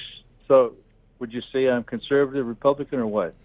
I would. I think Sure, you fit Lou. the We bill, Lou. suspected that, but I care more because we know who the incumbents are. Lou, care more about that Senate race. Want to get your insights. I'm not a Republican primary voter, Lou. You apparently are. Who do you like in the Senate race, sir? Well, I like Leah Vukmir. And why Leah over Nicholson, if I may ask? I mean, the Marine, he is a charismatic guy, and he is a military vet. She's something of an insider, obviously has a bigger, longer resume. Why do you prefer her, Lou? She's had a way longer resume, and she's a proven conservative. But actually, talking about the election is not why I called. Here's the reason I called. I'm looking at pictures on the internet. Are any of you guys associated with Antifa? I'm sorry, what's that, Lou? Are The any of you guys anti-fascist at the radio group? station? No, we do not belong to Antifa, Lou. Okay, you guys. Although I'm sure not fond of your circle- fascists, I gotta be honest. Well, well, I'm sure your circle of friends there. You've got leftists, progressives, and so on who are part of Antifa. Am I right? And even a couple of Republicans. I don't know if you know this, but Joel Clayfish, the lieutenant governor's husband who you voted for, he's a friend of mine, works on this radio station, taking a little sabbatical till after the elective campaign. Oh, yeah, he's. I don't think radio Joel's show part with, of the Antifa Camilla, movement. what's her face? What's that, sir? Pardon me? I said Joel He's to got the that radio show with Jamila. What's her name? Jocasta Zamaripa. That's right, Lou. Yeah, there you go. And you know who's coming in on Friday? I give up. Your buddy Ron Johnson. Yours and Dom's my buddy. goodness. So Lou, Ding, ding, ding, ding. Ooga, ooga. but let me ask you, Lou, how many times you? Let me ask you now. I was Here's just my gonna. question. Sure, I'll give you one, Lou. I'm looking at pictures on the internet here. Antifa photos of people in black. Here's one side that says "More dead cops." Here's another one that says "The only good fascist is a dead one." And the one way at the top here, it's a big banner. You walk, 3 or 4 people carry it when you're at the front of a parade. It takes .bullet to bash .fash. I'm assuming that they're promoting or making inference to shooting people dead. Is that right? Lou, That's do you the way know I who read the first anti-fascists were? I think they were the U.S. troops on the beaches of Normandy, sir. They were the original Antifa. We're talking about today's America right now. Well, okay, So Lou, you guys I know, but support you're that or reading you off refuse now, that? Lou. Come on, we let you go. Let me ask you a couple of questions here, if I may, quickly. You're reading off, random that or Antifa, Facebook and internet posts, and that's fine. Let me ask you: do you support fascists or do you not support fascists? I certainly don't support Antifa. There's pictures here of those. No, but what people about beating people fascists? with I mean, sticks. what about fascists? Are you team fascist, Lou? No, what I am is on Team America. I actually like this country. You people don't. So, do you support these people beating? Lou, did you people over serve the in the head? military? Because I'm a patriot. I served, sir. Did you serve in the Really? military, Lou? What was your MOS? My MOS was 91 Bravo. I was a combat medic, sir. A combat what? Medic? They called me Really? Doc, No sir. I joined the Army 8 days after Iraq invaded Kuwait. How about you, Lou? When did you join the service? I'm just curious. Why did you turn left if you're a part of the U.S. military? I thought you liked America. Jeez, Lou. Okay, I've had enough of Lou. Good try, Lou. Good try. But notice, Lou... I noticed Lou did not tell me which branch of the military he was a part of. And Lou didn't... Apparently, he's not a patriot like myself. What about the fascists? Fascists. We okay with fascists? You're either anti-fascist... or you're pro-fascist. You're either team terror or you're team torture. Charlottesville, of course, the 1-year anniversary of the protest and murder of a protester down in Charlottesville. Now, I don't recall any Antifa people killing people in Charlottesville. Nor I. But there's many good people on all sides. And there's signs on the internet. And if you find it on the internet, well, you know it must be true. Come on, Lou, you got to I found Pizzagate on the internet. Yeah. And QAnon is... I think Lou might be Q. Oh, Lou, are you Q, man? Are you Q? Come back with us. We are the Devil's Advocates. We're not Q. We're Triple R. Real Resistance Radio right here. That's all you need to know. This is the place you need to listen. And we even welcome righties like Lou. Is Lou all the way right? Is he fascist right? He didn't clearly say he wasn't fascist. Well, he's certainly anti-Antifa, which makes him... pro-fascist? The enemy of my enemy is my fascist friend? Come back with us. I'd like to know if you're a fascist. Perhaps your opinions on this big political race. It's primary election eve in the great state of Wisconsin. And, perhaps you can still persuade Dom. He's still got an endorsement to burn. Come back with us. The phone line's open and toll free. 844-967-2789.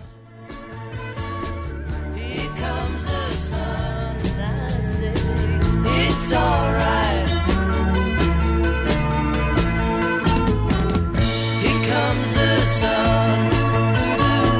Here comes the sun. It's alright.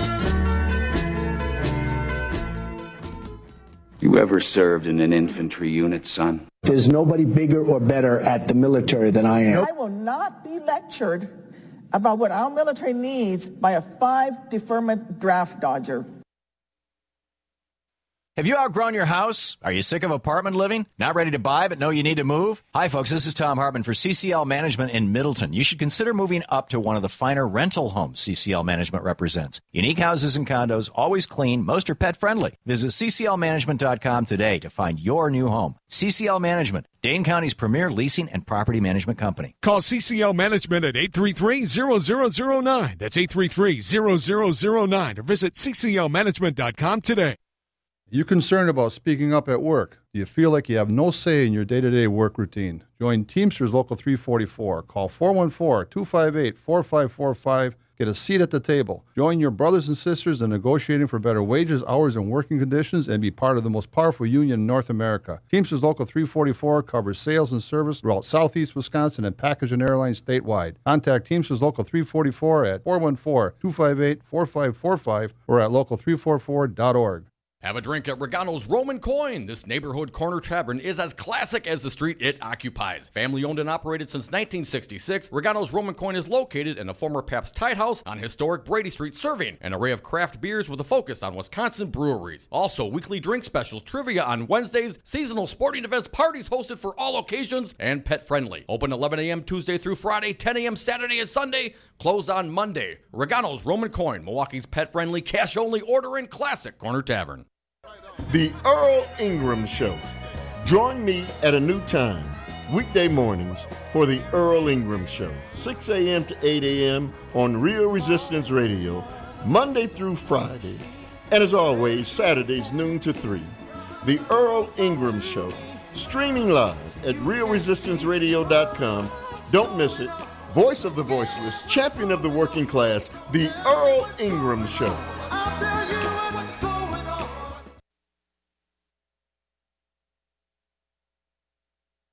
Hey, Milwaukee County.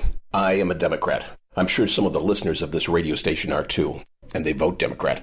The race for Milwaukee County Sheriff is important to me. I want someone I can trust, someone with experience, Someone who can actually carry a gun and arrest someone. I want my law enforcement officers certified just like my beef. That's why I'm supporting Milwaukee County Sheriff Richard Schmidt. 32 years experience of fighting the bad guys. And in the last 11 months, he's turned the entire department around. In a good way. Cleaned up the jail, too. Law enforcement is a serious business.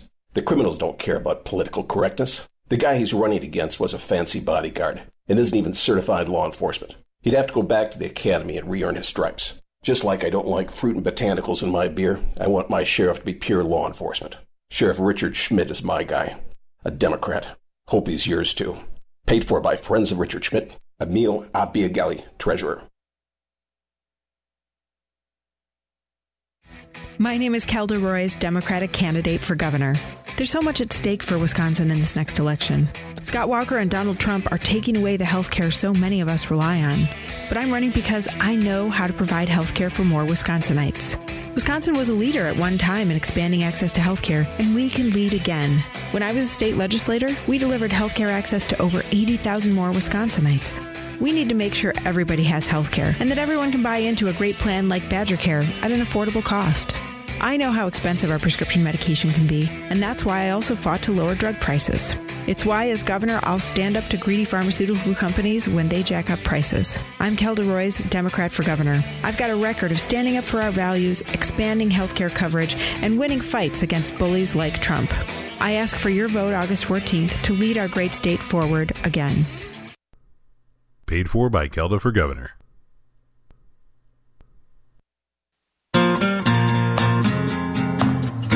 The Devil's Advocates may not agree on much, but funny is funny. And we are back. Thank you for listening to the Devil's Advocates radio show on Real Resistance Radio, streaming on the YouTube and Facebook pages. We're on Twitter at Devil Radio, and you can hit us up on the phones anytime, talk or text. The party line is 844-967-2789. Dominic, I will guarantee you this, a diversity of opinions. Just the host on this fine radio station today, I've heard 3 different gubernatorial endorsements. Our buddy Earl this morning, Matt Flynn, he chose. A little bit later in the day, the debut of the forum with Sherwin Hughes. Sherwin apparently used to work with Malin Mitchell's campaign, is still a big Malin Mitchell supporter through his endorsement, his support behind Malin. And I, of course, endorse Mike McCabe today. You're welcome, sir. So you're all just canceling each other out. We're all just waiting on you, Dom. You are the tie-breaking vote. You've narrowed the field, right? I have narrowed the field, but I have not made a determination yet. What are you waiting for? It's election day tomorrow. I'll wait till tomorrow when I get in that booth. What'll be the final determinant factor? Mood? Yes. Yeah. Who you're going to vote for in Donald Trump's net worth predicated on current mood. Yes. I hope you get some tonight. But you never know. If I don't, then maybe I'll vote for somebody else. So it really depends. I hope I get some too. 844-967-2789 if you want to Is Happy Dom more likely to vote for one candidate? I would say McCabe. More than Bitter Dom? McCabe's certainly in the final running. Look, unfortunately, we've had, not unfortunately, but, when it comes to these kinds of decision-making, for me, I'm biased. We've known Mike McCabe. We've known for a long time. Kathleen Vinehart for a long time. Malin Mitchell For a long time. And so I'm already kind of predisposed because I like them. And I have somewhat of more of a relationship with them than I do with the other candidates. But, I'm not a true pure Dem Crudy. Come on, I'm an independent, and it's ultimately it's up to the majority of the Democratic Party. That's why we have a primary. I have thought about, and I won't, thrown into on the Republican side, voting against Scott Walker on who's the Republican guy that you can't cross the street. But then I'd have to, of course, stay. And remember this, folks. If you vote one way or the other, you got to stay on that side. If you vote for a Dem anywhere, you have to vote for all Dems down this ticket. You have to choose between them. You know how you make sure you don't screw up? How's that? You must choose Democrat or Republican on the top of the ballot. And let's say you check the Dem box, but then you're a little dim and you make an error. Like vote for Santorum. Voted cross ticket. Right. You cannot do that in a partisan primary. But if you've checked the Dem box on the top, they will ignore and not count that vote across ticket. But if you do not check a party at the top and you vote cross ticket, you have disqualified your ballot. Really? And I may have done that one year. That 1 year? That 1 year. That was a very tough decision for me. I chose strategery. Yeah, see, there is Strategically, I voted for Rick Santorum. And so many times... you got the Santorum. I was trying to drag it out. Yeah, I've never washed the Santorum off fully. The frothy Santorum. Oh, man. That was a very difficult choice. Similar to fall of 2016. Spent some time in the ballot box that day trying to make my final decision. But this one, relatively easy for me. Mike McCabe, like I've said, Dom, checks almost all my boxes. Yeah. No one checks 100%. Nope. But I believe in the cause as much as the candidate. I truly believe Mike McCabe is just the tip of the spear for the cause that is good governance. And Mike defers a lot to the supporters of his campaign. Commoners for McCabe. Wise to do that. But again, is it simply the money? And Mike described it as the inequality across a range of issues. But does it really boil down to the money in politics? And can a group of people, a mass of people, get money out of politics? We'll see. Well, aspirationally speaking, you'd like to think that a candidacy like Mike McCabe's could be successful, even in modern day. Even, David against Goliath, at least financially. I'd like to think, I would aspire to think that it's possible for a guy like Mike McCabe to go out there and inspire passionate support and shake a lot of hands and go to every barbecue, every bake sale, every parade, every bar, every nightclub. Now you're thinking about Soglin's campaign. Every supper club. The dinner club campaign. Every strip club. That'd be if you ran for office, Tom. Folks, we are the Devil's Advocates. Still time for you. It's not time to vote yet. That's tomorrow. But today, still got time on the phones at 844-967-2789. The happy hour, it's about to commence up in here. And you can be happy. You can join us. You can share. You can endorse. Brad Zog, owner of Zero Res Madison, resisting dirty carpets and harsh chemicals. Brad, why should people use Zero Res Madison? Why wouldn't you clean your carpets like this? We're not using any soaps. We're not using any chemicals. We cost about the same as the other guys. You look at it and you go, where's the downside? You got a completely green clean. That's awesome. We guarantee it. There's no downside. There's no downside. Use Zero Res. Call Zero Res today. 608-848-9000. Zero Res. Spell it forward or backward. It's the right way to clean. This is County Supervisor Supreme Moore Omokunde running to be your next representative for the 16th Assembly District. I'm asking you for your vote this Tuesday, August 14th in the Democratic primary. On day one, my goals will be to help end mass incarceration, foster economic development without displacement, raise the minimum wage to $15 an hour, expand health care, and legalize and decriminalize marijuana to fund our public schools and reduce our prison population. The most experienced candidate in the race, I'm the only previously elected official having served 3 terms on the Milwaukee County Board of Supervisors. Also, my mother, Congresswoman Gwen Moore, has instilled in me a legacy of commitment and service. My team and I have knocked on your door, called you at home, mailed to you, and now I ask you again to vote for Supreme Moore Omokunde this Tuesday, August 14th. I would be honored to serve you in Madison. Authorized and paid for by Supreme for the People, Joyce Elwanger, Treasurer. Tired of holding your nose and choosing the lesser of evils in every election? Mike McCabe is a breath of fresh air, a once-in-a-lifetime candidate for governor. On August 14th, let yourself dare to dream of something better. Vote Mike McCabe for governor. Paid for by Commoners for Mike McCabe. 5nines, your local single-source IT solutions provider. Specializing in cloud technology, consulting, servers, networks, and hosting. We manage your IT so you can focus on running your business. Enjoy technology. Enjoy 5nines.com. You are listening to Real Resistance Radio, WRRD 1510 AM Waukesha and WTTN 1580 AM Columbus. Always streaming at Real Resistance Radio. The Manafort trial, firing back. I'm Ann Cates. The prosecution has rested its case in the tax and bank fraud trial of former Trump campaign manager Paul Manafort.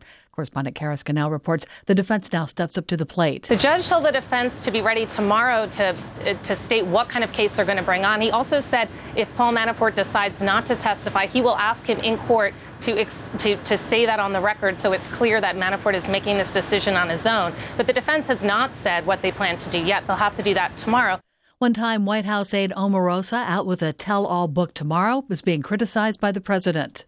At the end of a series of tweets denigrating his one-time Apprentice star, President Trump writes, "Wacky Omarosa already has a fully signed non-disclosure agreement." Ahead of her book release, she did disclose on NBC's Today a recording she says was made a day after her firing with the president on the phone. So what's going on? I just saw on the news that you're thinking about leaving. What happened? General Kelly came to me and said that you guys wanted me to leave. No, nobody even told me about it. Nobody, Wow. they run a big operation, but I didn't know it. Omarosa said she believes the president did know ahead of time about her firing, but wanted to stay in her good graces, perhaps just in case she wanted to write a book. Bob Costantini, Washington. Firefighters are getting a handle on massive wildfires in California. The largest fire in state history, the Mendocino Complex, is made up of the ranch and river fires in the northern part of the state.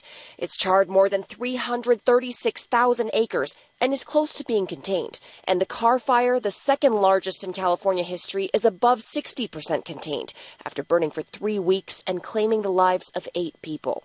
In Corona, California, I'm Natasha Chen. Wall Street has started the trading week on the downside. The Dow Jones Industrial Average fell by triple digits, closing down 125 points. The S&P down 11. I'm Ann Cates.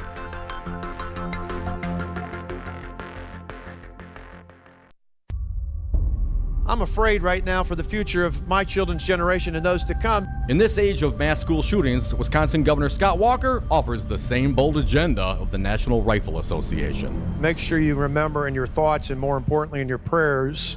While Walker offers platitudes, he blocks meaningful gun safety legislation. It's really an honor to work with the NRA, not only in my state, but across the country. And I'm proud of my A+ ranking as a governor. Walker weakened the gun laws in Wisconsin, and then he got $3.5 million worth of NRA support. There have been men and women of courage who've been willing to stand up and think more about the future of their children and their grandchildren than they thought about their own futures. Scott Walker, you are not one of them. This message was paid for by the People for People Corporation. Donate online at p4ppc.org, p4ppc.org. Tiger Woods is a TV ratings booster. Oh, what a shot. Tiger Woods making memories here at Belle Reve. That's another one. Tiger didn't win the PGA Championship, but his presence near the top of the leaderboard on Sunday meant big ratings for CBS Sports. The final round at Belle Reve drew a 6.1 rating. It would have been his first major since winning the U.S. Open a decade ago. Woods shot a final round 6 under par, making a furious late charge, but fell 2 strokes short of eventual winner Brooks Koepka. I'm John Stolnis. Aretha Franklin is seriously ill. According to multiple sources, the Queen of Soul is surrounded by family in Detroit. Last year, the 76-year-old Franklin announced plans to retire. I'm Ann Cates.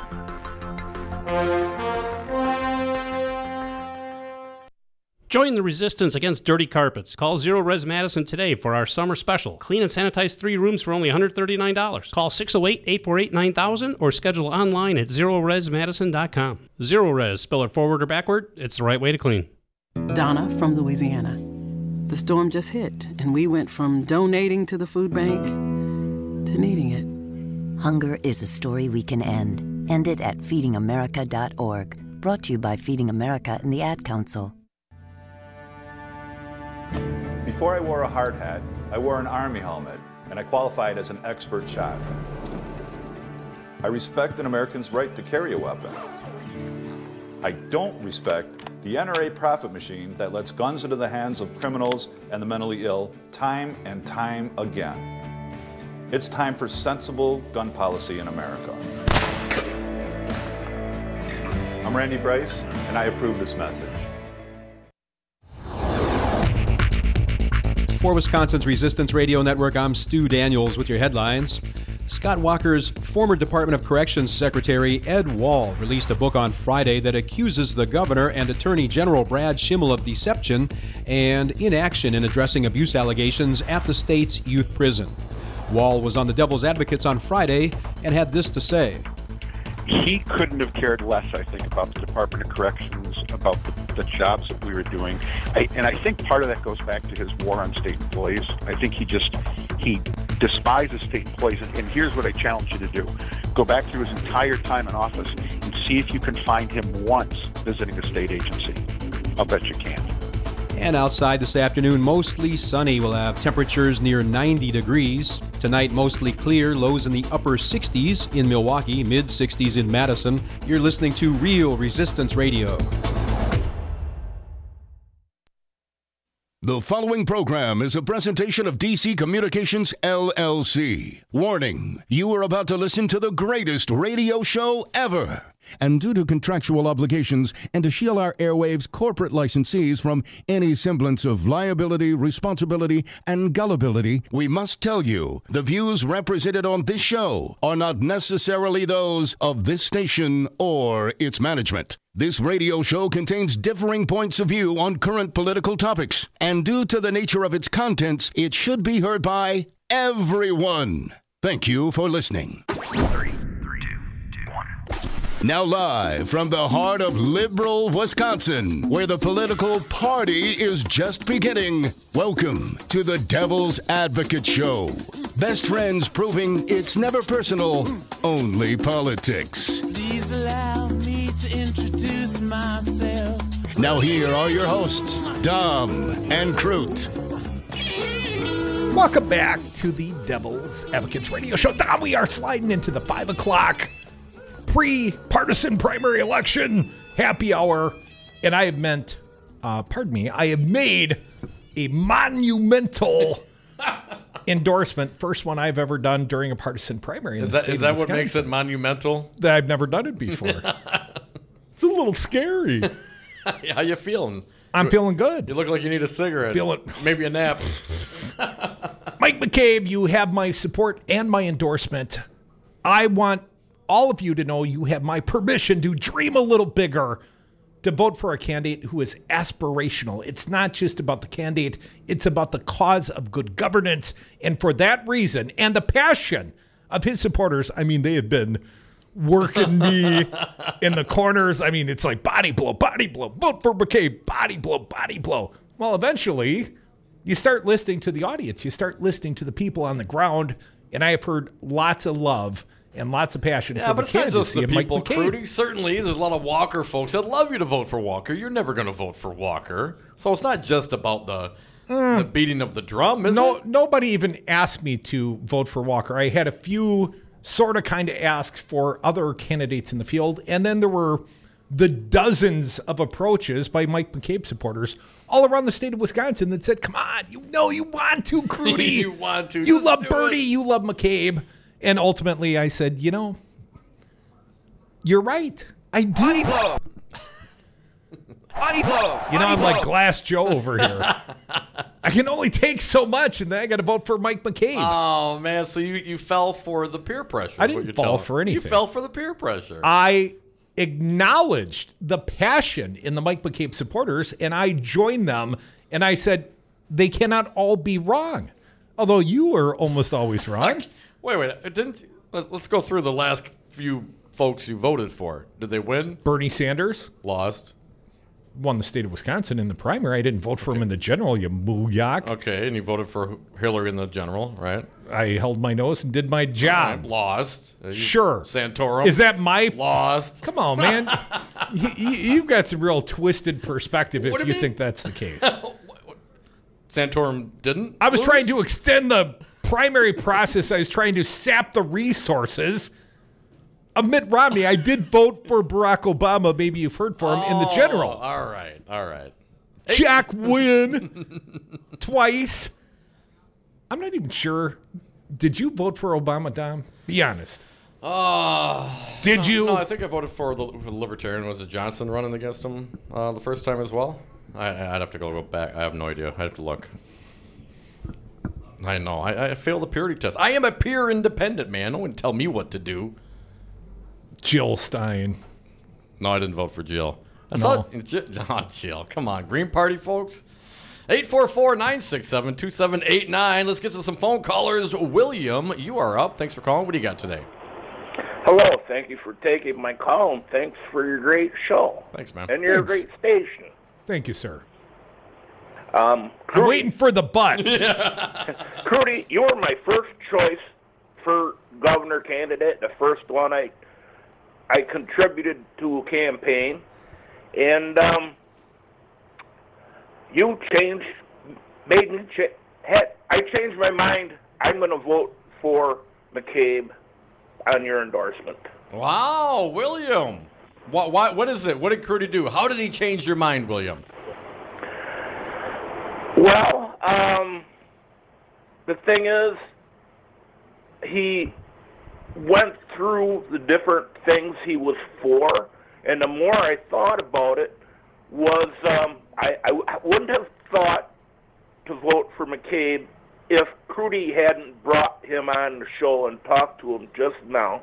I've heard him before, but I was going to vote for Malin Mitchell. And there's a lot of anti-stuff about that union. Try to make him look crooked. I think McCabe would have a better chance in general. No, I appreciate that, William. I think that they are both fine candidates. In fact, I think there are a handful of fine candidates, and then there are some also Rands. But I think Malin, I put him in the top tier. I like a contrast, William. I like the contrast of youth. I like Helder Royce for that reason. I like Malin Mitchell for that reason. They're both younger than the current governor, now 50 years old. I like the contrast of being someone of high moral character with the corrupted SOB that is the governor of the state of Wisconsin. And ultimately, that was the deciding factor. Again, no offense to Mike McCabe, but it's not just about the candidate. It was also about the cause he stands for, good governance, getting the money out, closing the inequality gaps, and let's not forget about legalized marijuana, although I know most of them are on the same page in that regard. Thank you for the call, William. Certainly... What about, if I may, the money out of politics? I'm pretty sure a lot of the other Democratic candidates in the primary here are against, Citizens United money in politics. What is it about this, about McCabe's position that strikes you as different? The rest of them are still cashing the checks. Malin Mitchell took in 2/3 of all the PAC money in the state of Wisconsin that flew into Democratic races. And I don't mean the gubernatorial race. He got 2/3 of all the Dem PAC money. Well, no offense to Malin. I know he feels like he's got to be well-armed to go against a guy like Scott Walker. He's certainly a union guy, and we're very union supportive. You know that. But it is a clear contrast between the candidacy of a guy who's taken no PAC money, no union money, no organizational money, and Mike McCabe, and Malin Mitchell. Now, I'm not saying that makes Malin bad. As a candidate, William was kind enough to say, I supported you, Crudy. Well, I appreciate that. You might have been the only one, William. But here's what I would say. The difference between me and Mike McCabe is I cynically believe in the very same things as Mike McCabe, but I was more than willing to coordinate with third-party groups, do whatever I thought was necessary to win power. And then I'm going to be above it all. I was going to do the right thing despite having the power in my grasp. Once you get there, you would have made the changes. I'm sure I would have done the right thing. The benevolent dictator. My mama raised me right. 844-967-2789. We got some callers. Jake from Milwaukee. You are next. Thanks for calling, Jake. What do you got for us today? Hey, Jake. Well, that was so quick, I wasn't even ready. All right. So last week I called and said I had 3 choices, which was Kelderoy's, Malin Mitchell. Okay. I think Kelderoy's is my pick. Probably because of what I had for lunch today, which was, well, we don't really need to know that, but it was a hot dog and cream and mushroom soup from Bunzel's. Yay, Bunzel's.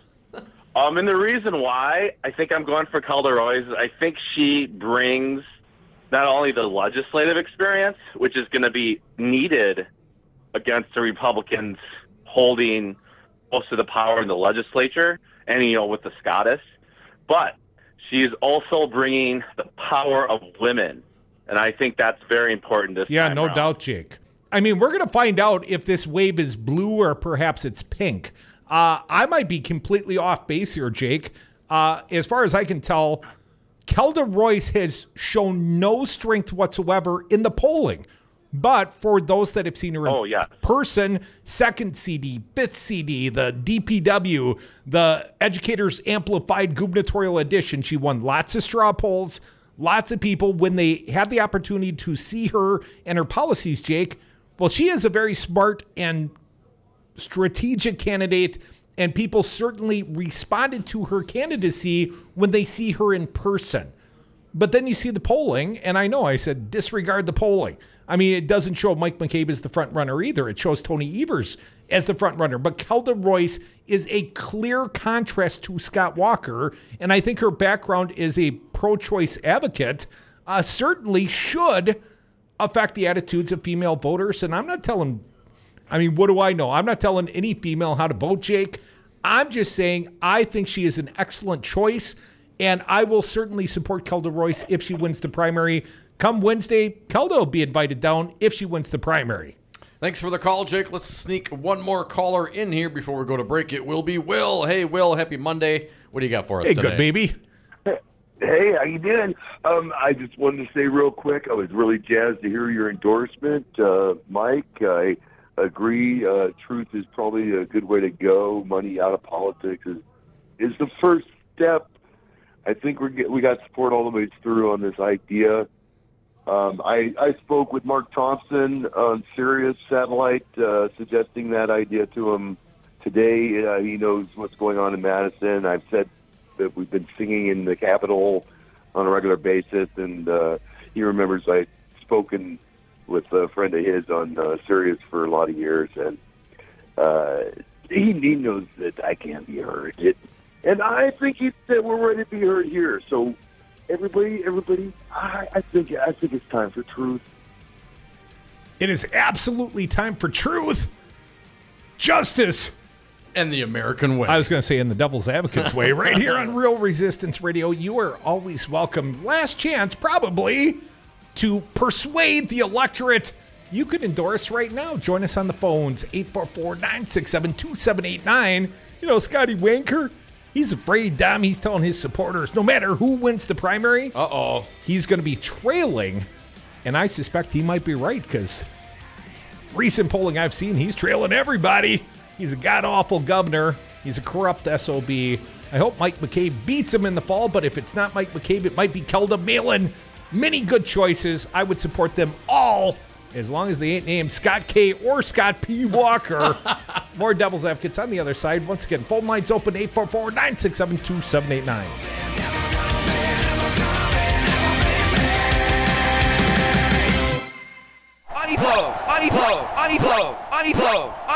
They'd like to take me out for a lot of reasons far bigger than just this election. So you can...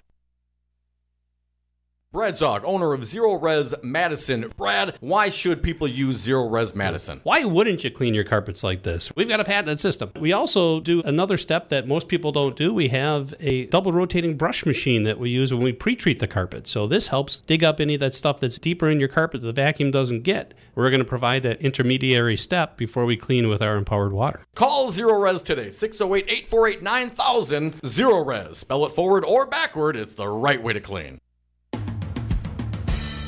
Hi, Resistance Radio listeners. This is Kim Schrader, the president of the Milwaukee Teachers Education Association. We are the 4,600 educators who make Milwaukee's public education system possible. MTA members are the guardians of public education because every single day we are fighting to strengthen and protect public schools our students deserve. MTA educators are leading the fight in Milwaukee public schools for smaller class sizes, more recess, physical education, art, and music opportunities for every child in MPS. MTA educators are the champions for healthier school meals, positive discipline practices, equitable schools, and schools that partner with parents. MTA members are the guardians of public education, and we are proud to teach all children, regardless of their zip code. To learn more, follow us on Facebook at the Milwaukee Teachers Education Association. Do you own a rental property? Improvements and real estate brokerage services tailored to the small investor. If you're ready to invest in rental property or just need... Hey, Milwaukee County. Someone who can actually care. And in the last 11 months, he's turned the entire department around in a good way. Cleaned up the jail, too. Law enforcement is a serious business. The criminals don't care about political correctness. The guy he's running against was a fancy bodyguard and isn't even certified law enforcement. He'd have to go back to, paid for by friends of Richard Schmidt, Emil Abiagali, treasurer. I'm Andy Buck, field representative with Painters and Allied Trades of Wisconsin. It's an issue that brings constant safety, training, and finishes. And perhaps tip the election to Donald Trump. This is an issue that came up at our trial. First of all, I gotten away with it too, if it wasn't for those meddling devil's advocates.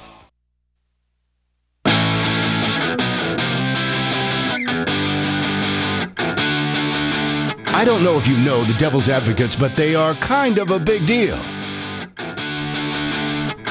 We are back. Thank you for listening to the Devil's Advocates radio show on Real Resistance Radio. We are streaming on the Facebook and YouTube pages. You can hit us up on Twitter at Devil Radio. And always, the phone lines are open for you at 844-967-2789. Dominic, it's not just us that do the commentary around this joint. Our pal, comedian Will Durst. We forgot him on Friday. Actually, we were just so busy being relevant on Friday. We never forget Will. Ran out of time. Sorry, Will. Sorry, Will. Tom's fault. I blame Brian. Brian's fault. Gary's fault. So anyways, here is the eagerly anticipated and, not played but not forgotten on Friday, Will Durst, the fine commentary of this Milwaukee comedian. Just play it. I'm going to talk him out of time again. Play it. Hey, guys. Will Durst here with a few choice words about Donald Trump and his culture of corruption. During the 2016 presidential election, the former New York City real estate developer famously claimed he was going to drain the swamp. But looking at who he surrounded himself with, it's more like he called in all his reptilian buddies to come urinate in the swamp, and now it's not only bigger, but warmer, too. His blatant greed and con man ways give rich people a bad name. Throughout his entire career, the way of Trump has included pyramid schemes, reneging in contracts, unpaid loans, phony foundations, phantom donations, deceit, mendacity, moral turpitude, and bad hair. He is the king of corruption, the Maharaja of malfeasance, Captain Graft, the overlord of orange-collar crime. So you can't blame his appointees. They get into the president's orbit and see everybody else making money hand over fist. They figure they better grab something before there's nothing left. Right. Forbes magazine reports that Trump's Commerce Secretary Wilbur Ross might have stolen upwards of $120 million. Forbes! Former EPA Director Scott Pruitt finally resigned after scandals dropped weekly that portrayed him as being more crooked than a dumpster full of wire hangers. Ryan Zinke, the Secretary of Interior, loves to travel first class on the taxpayer's dime and has left a trail of dodgy banking schemes in his wake. The first congressman to endorse Trump, Christopher Collins, was just indicted for insider trading, which surprisingly has nothing to do with trading insiders. Michael Cohen, the president's fixer, is presently fixing to fix his fixee.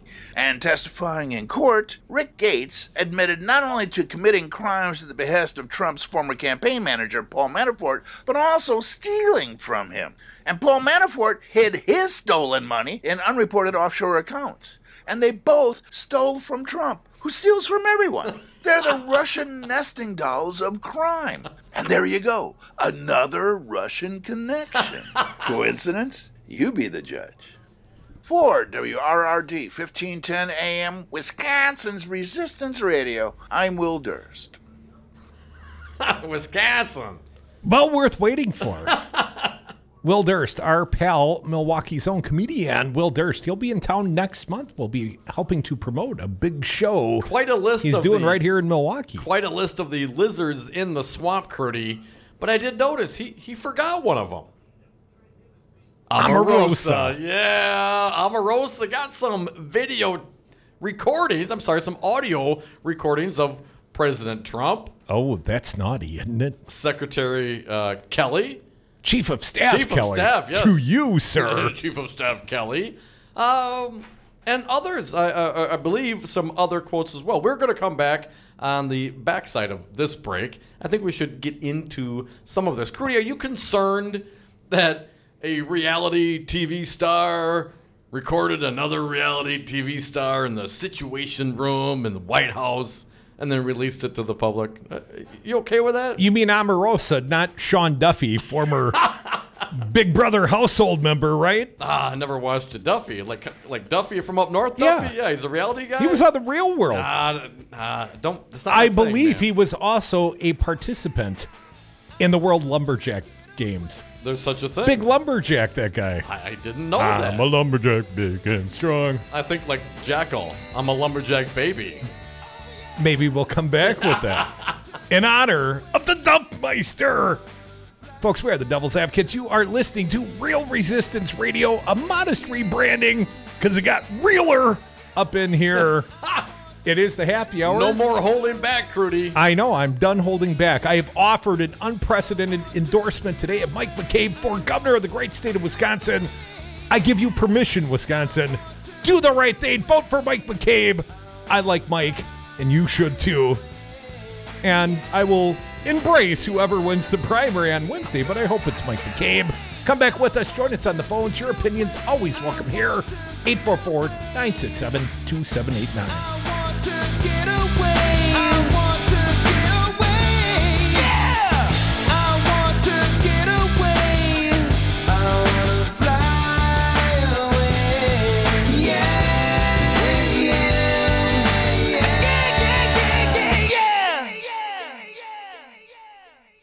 It's time to drain the swamp in Washington, D.C. Where is our General Kelly? He likes to keep a low profile. Look at him sitting in the back. But boy, is he watching. You have no idea. Join the resistance against dirty carpets. Call Zero Res Madison today for our summer special. Clean and sanitize 3 rooms for only $139. Call 608-848-9000 or schedule online at zeroresmadison.com. Zero Res, spell it forward or backward, it's the right way to clean. Looking for a job worth talking about? Teaching is creative, collaborative, and intellectually challenging. See why teachers have better work stories at teachdfw.org and learn more about becoming a teacher. Brought to you by Teach and the Ad Council. The Devil's Advocates. Tom Perez, chair of the Democratic National Committee. Scott Walker went on something of a Twitter storm, very Trumpian. What do you think this foretells for Scott Walker's future as the governor of the state of Wisconsin? Wisconsinites have woken up. He talked about we need an optimistic message. How can you make people feel optimistic when you take away their health care? How can you make people optimistic when you take away the right to bargain? How can you make people feel optimistic when you're gerrymandering the heck out of districts? Radio for the 99%. Here's how you get them. If someone invites you for a cocktail, you bring them beer. If someone invites you to dinner, you bring a casserole. That's how you make friends. That's the Wisconsin way. Hi, this is your Congresswoman, Gwen Moore, reminding you to vote this coming Tuesday, August 14th, for my son, Supreme Moore Omokunde, to be your representative for the 16th Assembly District. I have mentored many young people in Milwaukee, and Supreme stands out as intelligent, experienced, and deeply committed to the public good. And it's not just his mother who supports him. The people have elected him 3 times to the county board, demonstrating their trust and respect for him. Also, Supreme Moore Omokunde has been endorsed by the American Federation of State, County, and Municipal Employees, the Service Employees International Union, Citizen Action, 2 teacher organizations, Clean Wisconsin, Fair Wisconsin, The Shepherd, and more. Please vote for Supreme on Tuesday. Supreme Moore Omokunde is for the people and will serve you with honor. Thank you. Authorized and paid for by Supreme for the People, Joyce Elwanger, Treasurer. I would like to thank you, President Trump. I also want to express my thanks to Governor Walker. Foxconn CEO Terry Goh is thankful to the Republicans who delivered his $4.5 billion in corporate welfare. Thank you to Foxconn. Scott Walker thanks the foreign corporation who received the largest corporate welfare subsidy in history. Thank you, Mr. President. What about thanking the hardworking Wisconsin taxpayers you saddled with a generation of debt for a project that may never be paid back? People should be rushing to me and patting my back and say, hey, thank you, Mr. Foxconn. Call Governor Scott Walker at 608-266-1212 and tell him No thank you to corporate welfare. No thank you to environmental rollbacks. No thank you to a project that may never be paid back. No thank you to Foxconn. This message was paid for by the People for People Corporation. Donate online at p4ppc.org, p4ppc.org. For Wisconsin's Resistance Radio Network, I'm Stu Daniels with your headlines. Scott Walker's former Department of Corrections Secretary, Ed Wall, released a book on Friday that accuses the governor and Attorney General Brad Schimmel of deception and inaction in addressing abuse allegations at the state's youth prison. Wall was on the Devil's Advocates on Friday and had this to say. As cops, you will find that probably most of us are conservatives at home because we don't want anybody taking more of our money for taxes. But when we get to work, we're Democrats because the Democrats got us stuff. They got us more people to work on the job with us. They got us equipment. They worked with our unions. And the Brewers lost to the Braves yesterday 8-7. They have today off, then play a 2-game series against the Cubs down in Chicago tomorrow and Wednesday. Mostly sunny today, highs near 90 at 79 in Milwaukee, 77 in Madison. You're listening to Real Resistance Radio.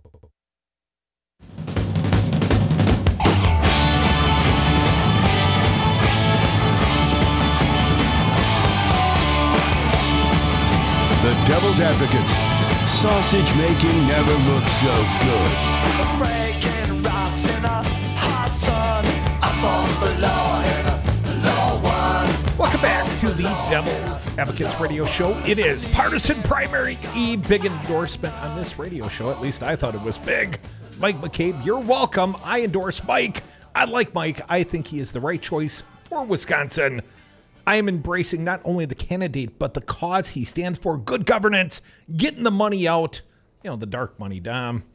Don't tell our friends at the People for People Corporation. They might not like my advocacy. But anywho, Dom, let's talk about the real corruption. You know, the corruption going on in the Trump administration in D.C. And Omarosa, the reality TV star. I mean, what was her claim to fame? She had been on The Apprentice. Well, and if you don't know, Crudy, I have Trump's tweet. He tells all about her. Oh, what did Trump say about his former employee and contestant on, was it The Apprentice or Celebrity Apprentice? The Apprentice. First Apprentice, and then she became a celebrity, and then she was on Celebrity Apprentice, right? I don't watch those kinds of I programs. think Trump claims... They literally suck the intelligence right out of your brain. You should never watch those. They're bad for you. But you should always listen to the Devil's Advocates. We'll jam the information back in your ears. Here's what the president said. Quote, wacky Omarosa, who got fired 3 times on The Apprentice, now got fired for the last time. She never made it, never will. She begged me for a job, tears in her eyes. I said, okay. People in the White House hated her. She was vicious, but not smart. I would rarely see her, but heard really bad things. Nasty to people and would constantly miss meetings and work. When General Kelly came on board, he told me she was a loser. Nothing but problems. I told him to try to work it out if possible because she has only said great things about me until she got fired. You know, loyalty, that is really the only quality Trump looks for in an employee, right? That is competence. Exactly. Nope, doesn't matter. Integrity. Nope, don't matter. Loyalty. Yes. And finally, he did tweet a little bit after that. While I know it's not presidential to take on a lowlife like Omarosa, that won't stop me. And while I would rather not be doing so, but I can't help myself. Okay, that was me. This is a modern day form of communication, and I know the fake news media will be working overtime to make even wacky Omarosa look legitimate as possible. Sorry. He actually apologized. Is that the first time he's ever tweeted out the word sorry? Did he legitimize Wacky Omarosa? I think that's the new nickname now, Wacky Omarosa. Felicia Samnez at the Washington Post, Omarosa Manigault Newman claims false imprisonment during her firing, accuses Trump of lying. What? She's not the first.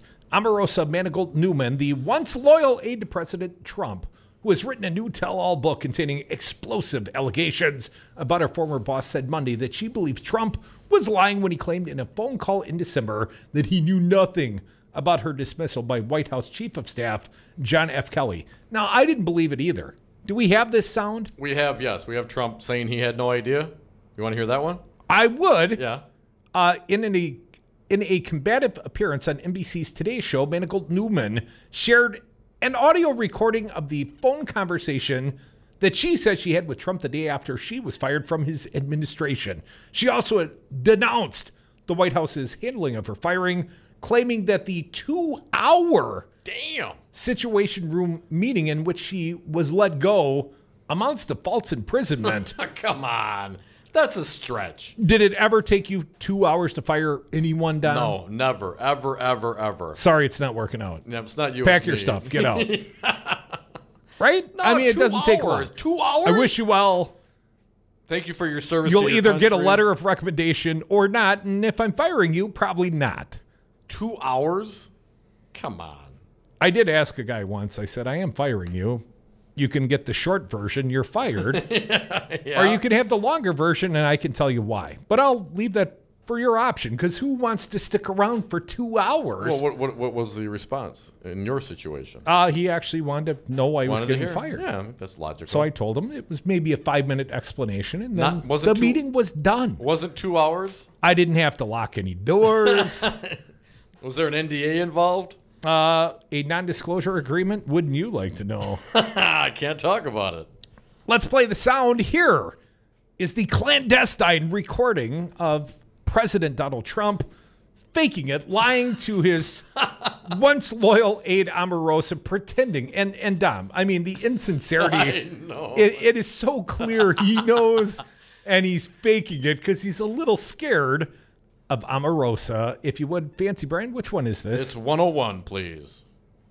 Omarosa, what's going on? I just saw on the news that you're thinking about leaving. What happened? General Kelly came to me and said that you guys wanted me to leave.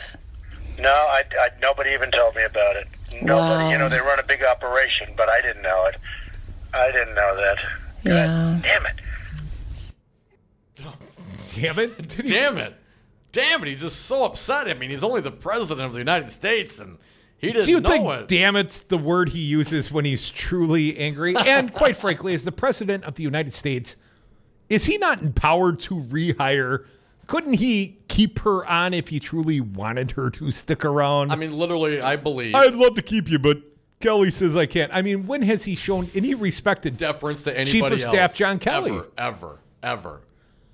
Let's hear some of Chief of Staff Kelly and Omarosa. We'll start at the top here. Cut number 95. Why? Why is she getting fired? I'm only going to stay for a couple of minutes. 2 hours. We've got to talk to you about leaving the White House. It's come to my attention over the last few months that there's been some pretty, in my opinion, significant integrity issues related to you and use of government vehicles and some other issues. And they'll walk you through the legal aspects of this, but there is some, from my view, there's some money issues and other things, but from my view, the integrity issues are very serious. What, use of government vehicles? What, she give the moving van to her son to move? Really? That rings so hollow with the Trump administration. How many of the Trump's administrators have been flying first class, flying private jets? Scott Pruitt. Well, Pruitt comes to mind. Ryan Zinke comes to mind. Even Mnuchin comes to mind.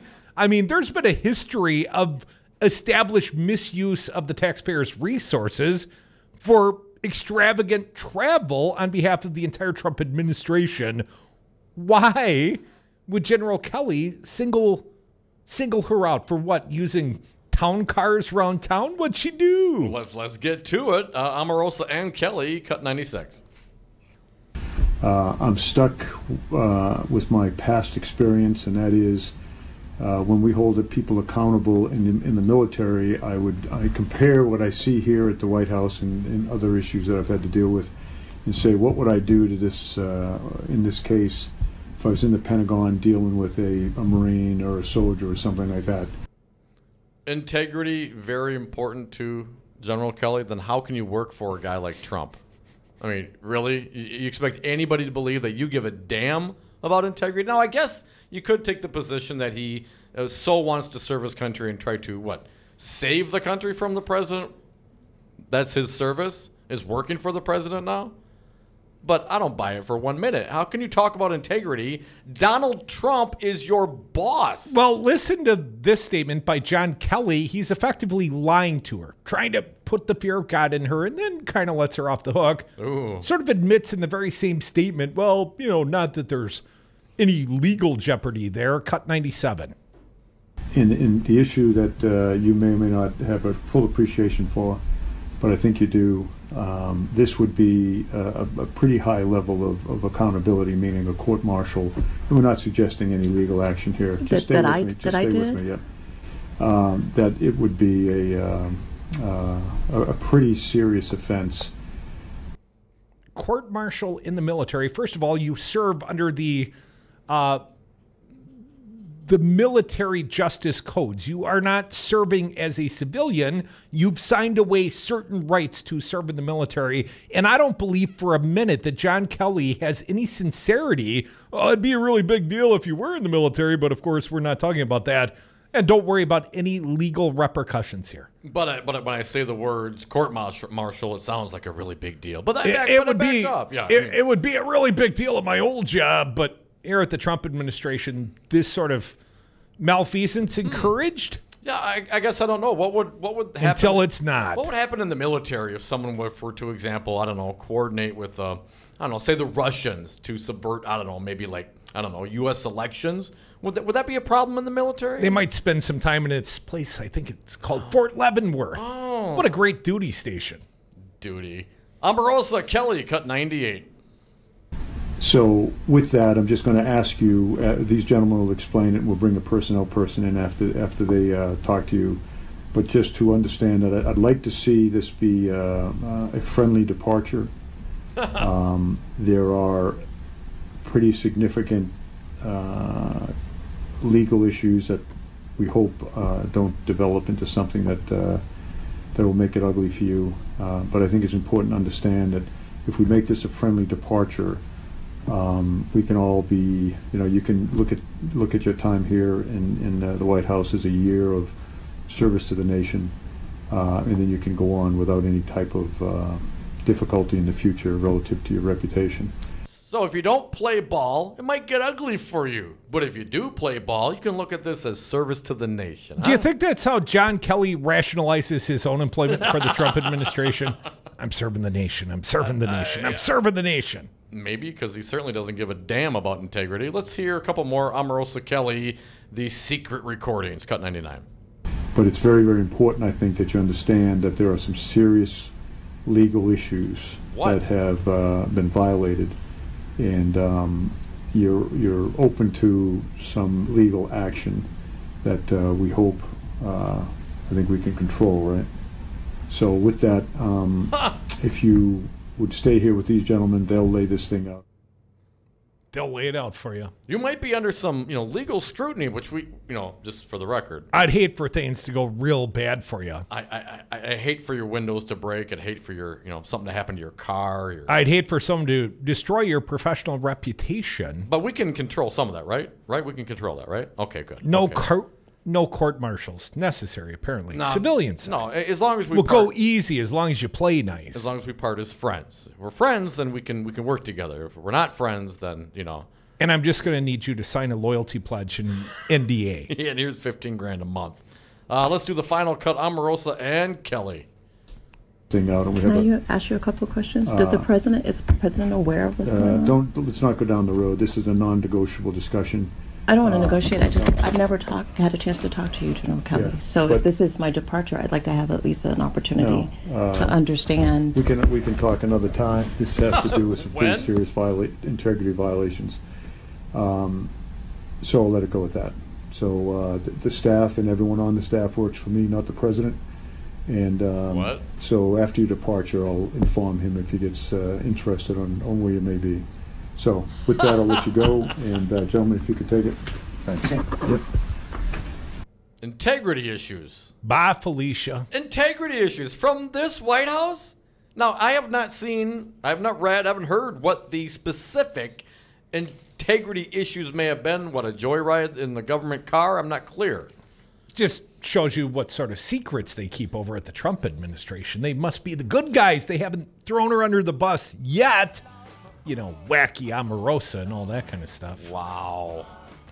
I mean, I'm no fan of Omarosa. Whatever. But to hear Kelly play it like this, what a maroon. Hear Trump coming out today, wacky Omarosa, yeah. Way to go. You guys are tip-top. And for the record, Trump fired her, what, 4 times? 3 times. 4 times the trick? And what about the best people? I hired the best people. Well, like Scaramucci and Spicer and Omarosa. And you fired Papadopoulos. You fired her Michael 3 Flynn, times before. Manafort. You keep going. There's so many. The best people. What a joke. This is an embarrassment. I was only naming a few that were under legal jeopardy. You know, I think it's called indictment. Come back with us, devil's advocates. No indictments pending as far as I know. 844-967-2789. Well, if you say who gets fired, it always has to be the top. I mean, problems start from the top, and they have to get solved from the top, and the president's the leader, and he's got to get everybody in a room, and he's got to lead, and he doesn't do that. He doesn't like doing that. That's not his strength. Can we call that treason? Why not? Before I wore a hard hat, I wore an Army helmet, and I qualified as an expert shot. I respect an American's right to carry a weapon. I don't respect the NRA profit machine that lets guns into the hands of criminals and the mentally ill time and time again. It's time for sensible gun policy in America. I'm Randy Bryce, and I approve this message. You concerned about speaking up at work? Do you feel like you have no say in your day-to-day work routine? Join Teamsters Local 344. Call 414-258-4545. Get a seat at the table. Join your brothers and sisters in negotiating for better wages, hours, and working conditions, and be part of the most powerful union in North America. Teamsters Local 344 covers sales and service throughout Southeast Wisconsin and package and airlines statewide. Contact Teamsters Local 344 at 414-258-4545 or at local344.org. So, Jesse, why should someone buying a home pay for an agent when they can go online or call the number on a for sale sign? Great questions. First of all, never call the number on a sign to see a home. That's the seller's agent, and they don't represent your interests. If they show you a home outside of an open house, you forfeit your ability to have someone negotiate in your corner at no cost to you. Well, with interest rates still at historic lows, how can buyers still get a great deal and protect their rights? Step 1, find a buyer's agent that you trust. Your agent will best find the home that fits your needs, anticipate problems, and negotiate on your behalf from offer through closing day. And most home listing contracts stipulate that the seller's agent pays for the buyer's commission. Solidarity Realty. They're real, they're solid, they're honest. Whether buying or selling in Madison or Dane County, call Solidarity Realty, 608-284-9311, or find them at solidarityrealty.com. Hi, I'm Diane Palmer, president of the SEIU Wisconsin State Council. Our members, registered nurses, home care workers, nurses' aides, and many other occupations do some of the toughest jobs of anyone in the state. For too long, our community has suffered under Scott Walker's divide and conquer tactics, which put the wealthy ahead of workers and everyone else. It is time for a change. That's why I support Mahlon Mitchell to unite our state and move past the fights of the last 8 years. Mahlon Mitchell is a firefighter, and he has proven himself as the first African-American president of the statewide Firefighters Union. Mahlon Mitchell has stood up for working people, even when it would have been easier to look the other way. That's what our community needs, and that's what Wisconsin needs. Move forward with me and vote Mahlon Mitchell for governor on the Democratic ticket this Tuesday, August 14th. Authorized and paid for by SEIU Wisconsin State Council. Not authorized and paid for by any candidate, candidate's agent, or committee. Do you own a rental property, or would you like to partner with a rental investment team? Call the pros you can trust at CCL Management. Rental expertise second to none, a general contractor on staff to direct repairs and improvements, and real estate brokerage services tailored to the small investor. If you're ready to invest in rental property or just need professionals to manage your real estate portfolio, call us, CCL Management, at 608-833-0009 or visit us on the web at cclmanagement.com. Have a drink at Regano's Roman Coin. This neighborhood corner tavern is as classic as the street it occupies. Family owned and operated since 1966, Regano's Roman Coin is located in a former Pabst Tide House on historic Brady Street, serving an array of craft beers with a focus on Wisconsin breweries. Also, weekly drink specials, trivia on Wednesdays, seasonal sporting events, parties hosted for all occasions, and pet friendly. Open 11 a.m. Tuesday through Friday, 10 a.m. Saturday and Sunday, closed on Monday. Regano's Roman Coin, Milwaukee's pet friendly, cash only order and classic corner tavern. Women want them. Men want to be them. Tom and Crute are the Devil's Advocates. And we are back. Thank you for listening to the Devil's Advocates radio show on Real Resistance Radio. You can give us a call. Last segment of the day. We take all callers here, don't we, Lou? 844-967-2789. Dominic, I got a little piece from the Raw story. I think it helps us wrap this day up nicely. Two candid Trump aides worry they're on Omarosa's tapes and are pointing fingers. Yeah. According to this little piece I found at the Raw story, in the wake of Omarosa Manigault Newman's release of her White House recordings, some presidential aides and allies are concerned about candid comments they made in the presence of others. A former Trump White House official told BuzzFeed News that some of the president's allies are more worried about self-preservation than national security after being too candid in meetings. Those same allies are now thinking back about what they said that could be problematic and who was around them when they said it, the report noted. Others still have begun pointing fingers at people they believe may have tapes similar to Manigault Newman's and told BuzzFeed about 3 people who may have them. Though the outlet was not able to verify the claims, the report suggested that they point to the increasing fear of secret recordings in Trump world. It all started with Cohen, right? Lordy, let there be tapes.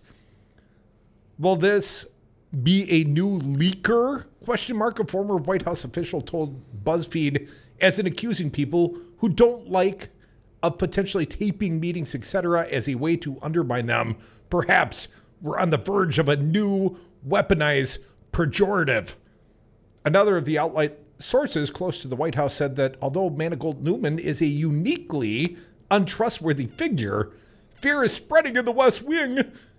Following the release of her book and tapes, according to the source, some Trump allies are in a headspace that is a mix of paranoia combined with, I don't like so-and-so, so maybe they were recording attempts at throwing enemies under the bus. Now, Maggie Haberman from the New York Times had prior tweeted out that someone was recording White House conversations, and Haberman apparently tweeted out over the weekend wasn't Omarosa. So more than one staff or employee in the White House could be recording these conversations. It just tells you how lax they are in their security. I mean, if this truly happened, this 2-hour conversation, this false imprisonment. Secretary Kelly said he was only going to be there for a few minutes.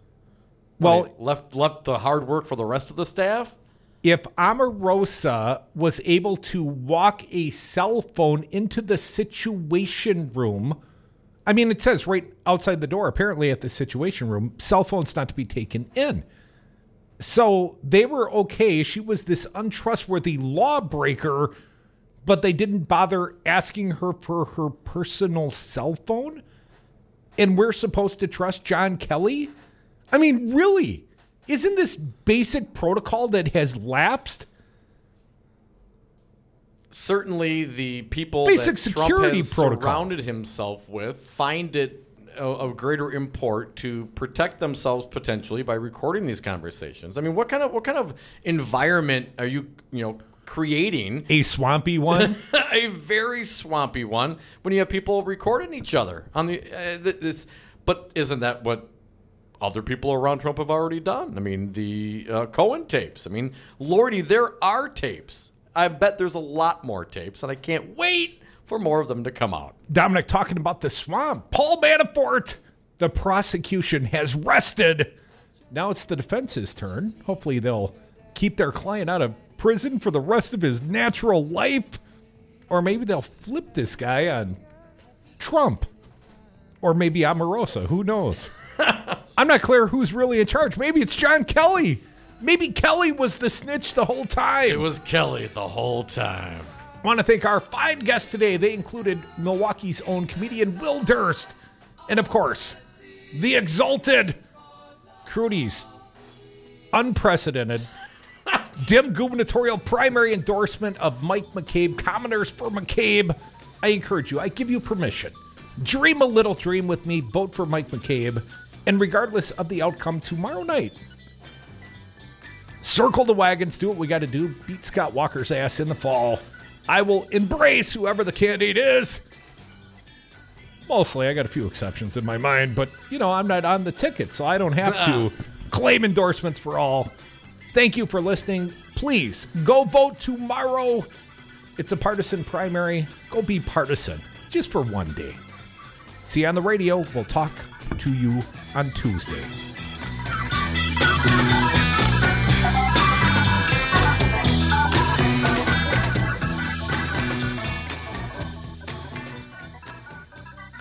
I don't want to have a general that plays games. I find it sexy. Did you ask me a question?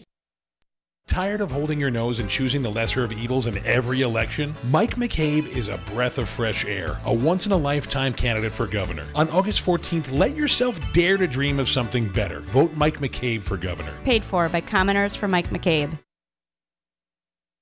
My name is Kelda Roy's Democratic candidate for governor. There's so much at stake for Wisconsin in this next election. Scott Walker and Donald Trump are taking away the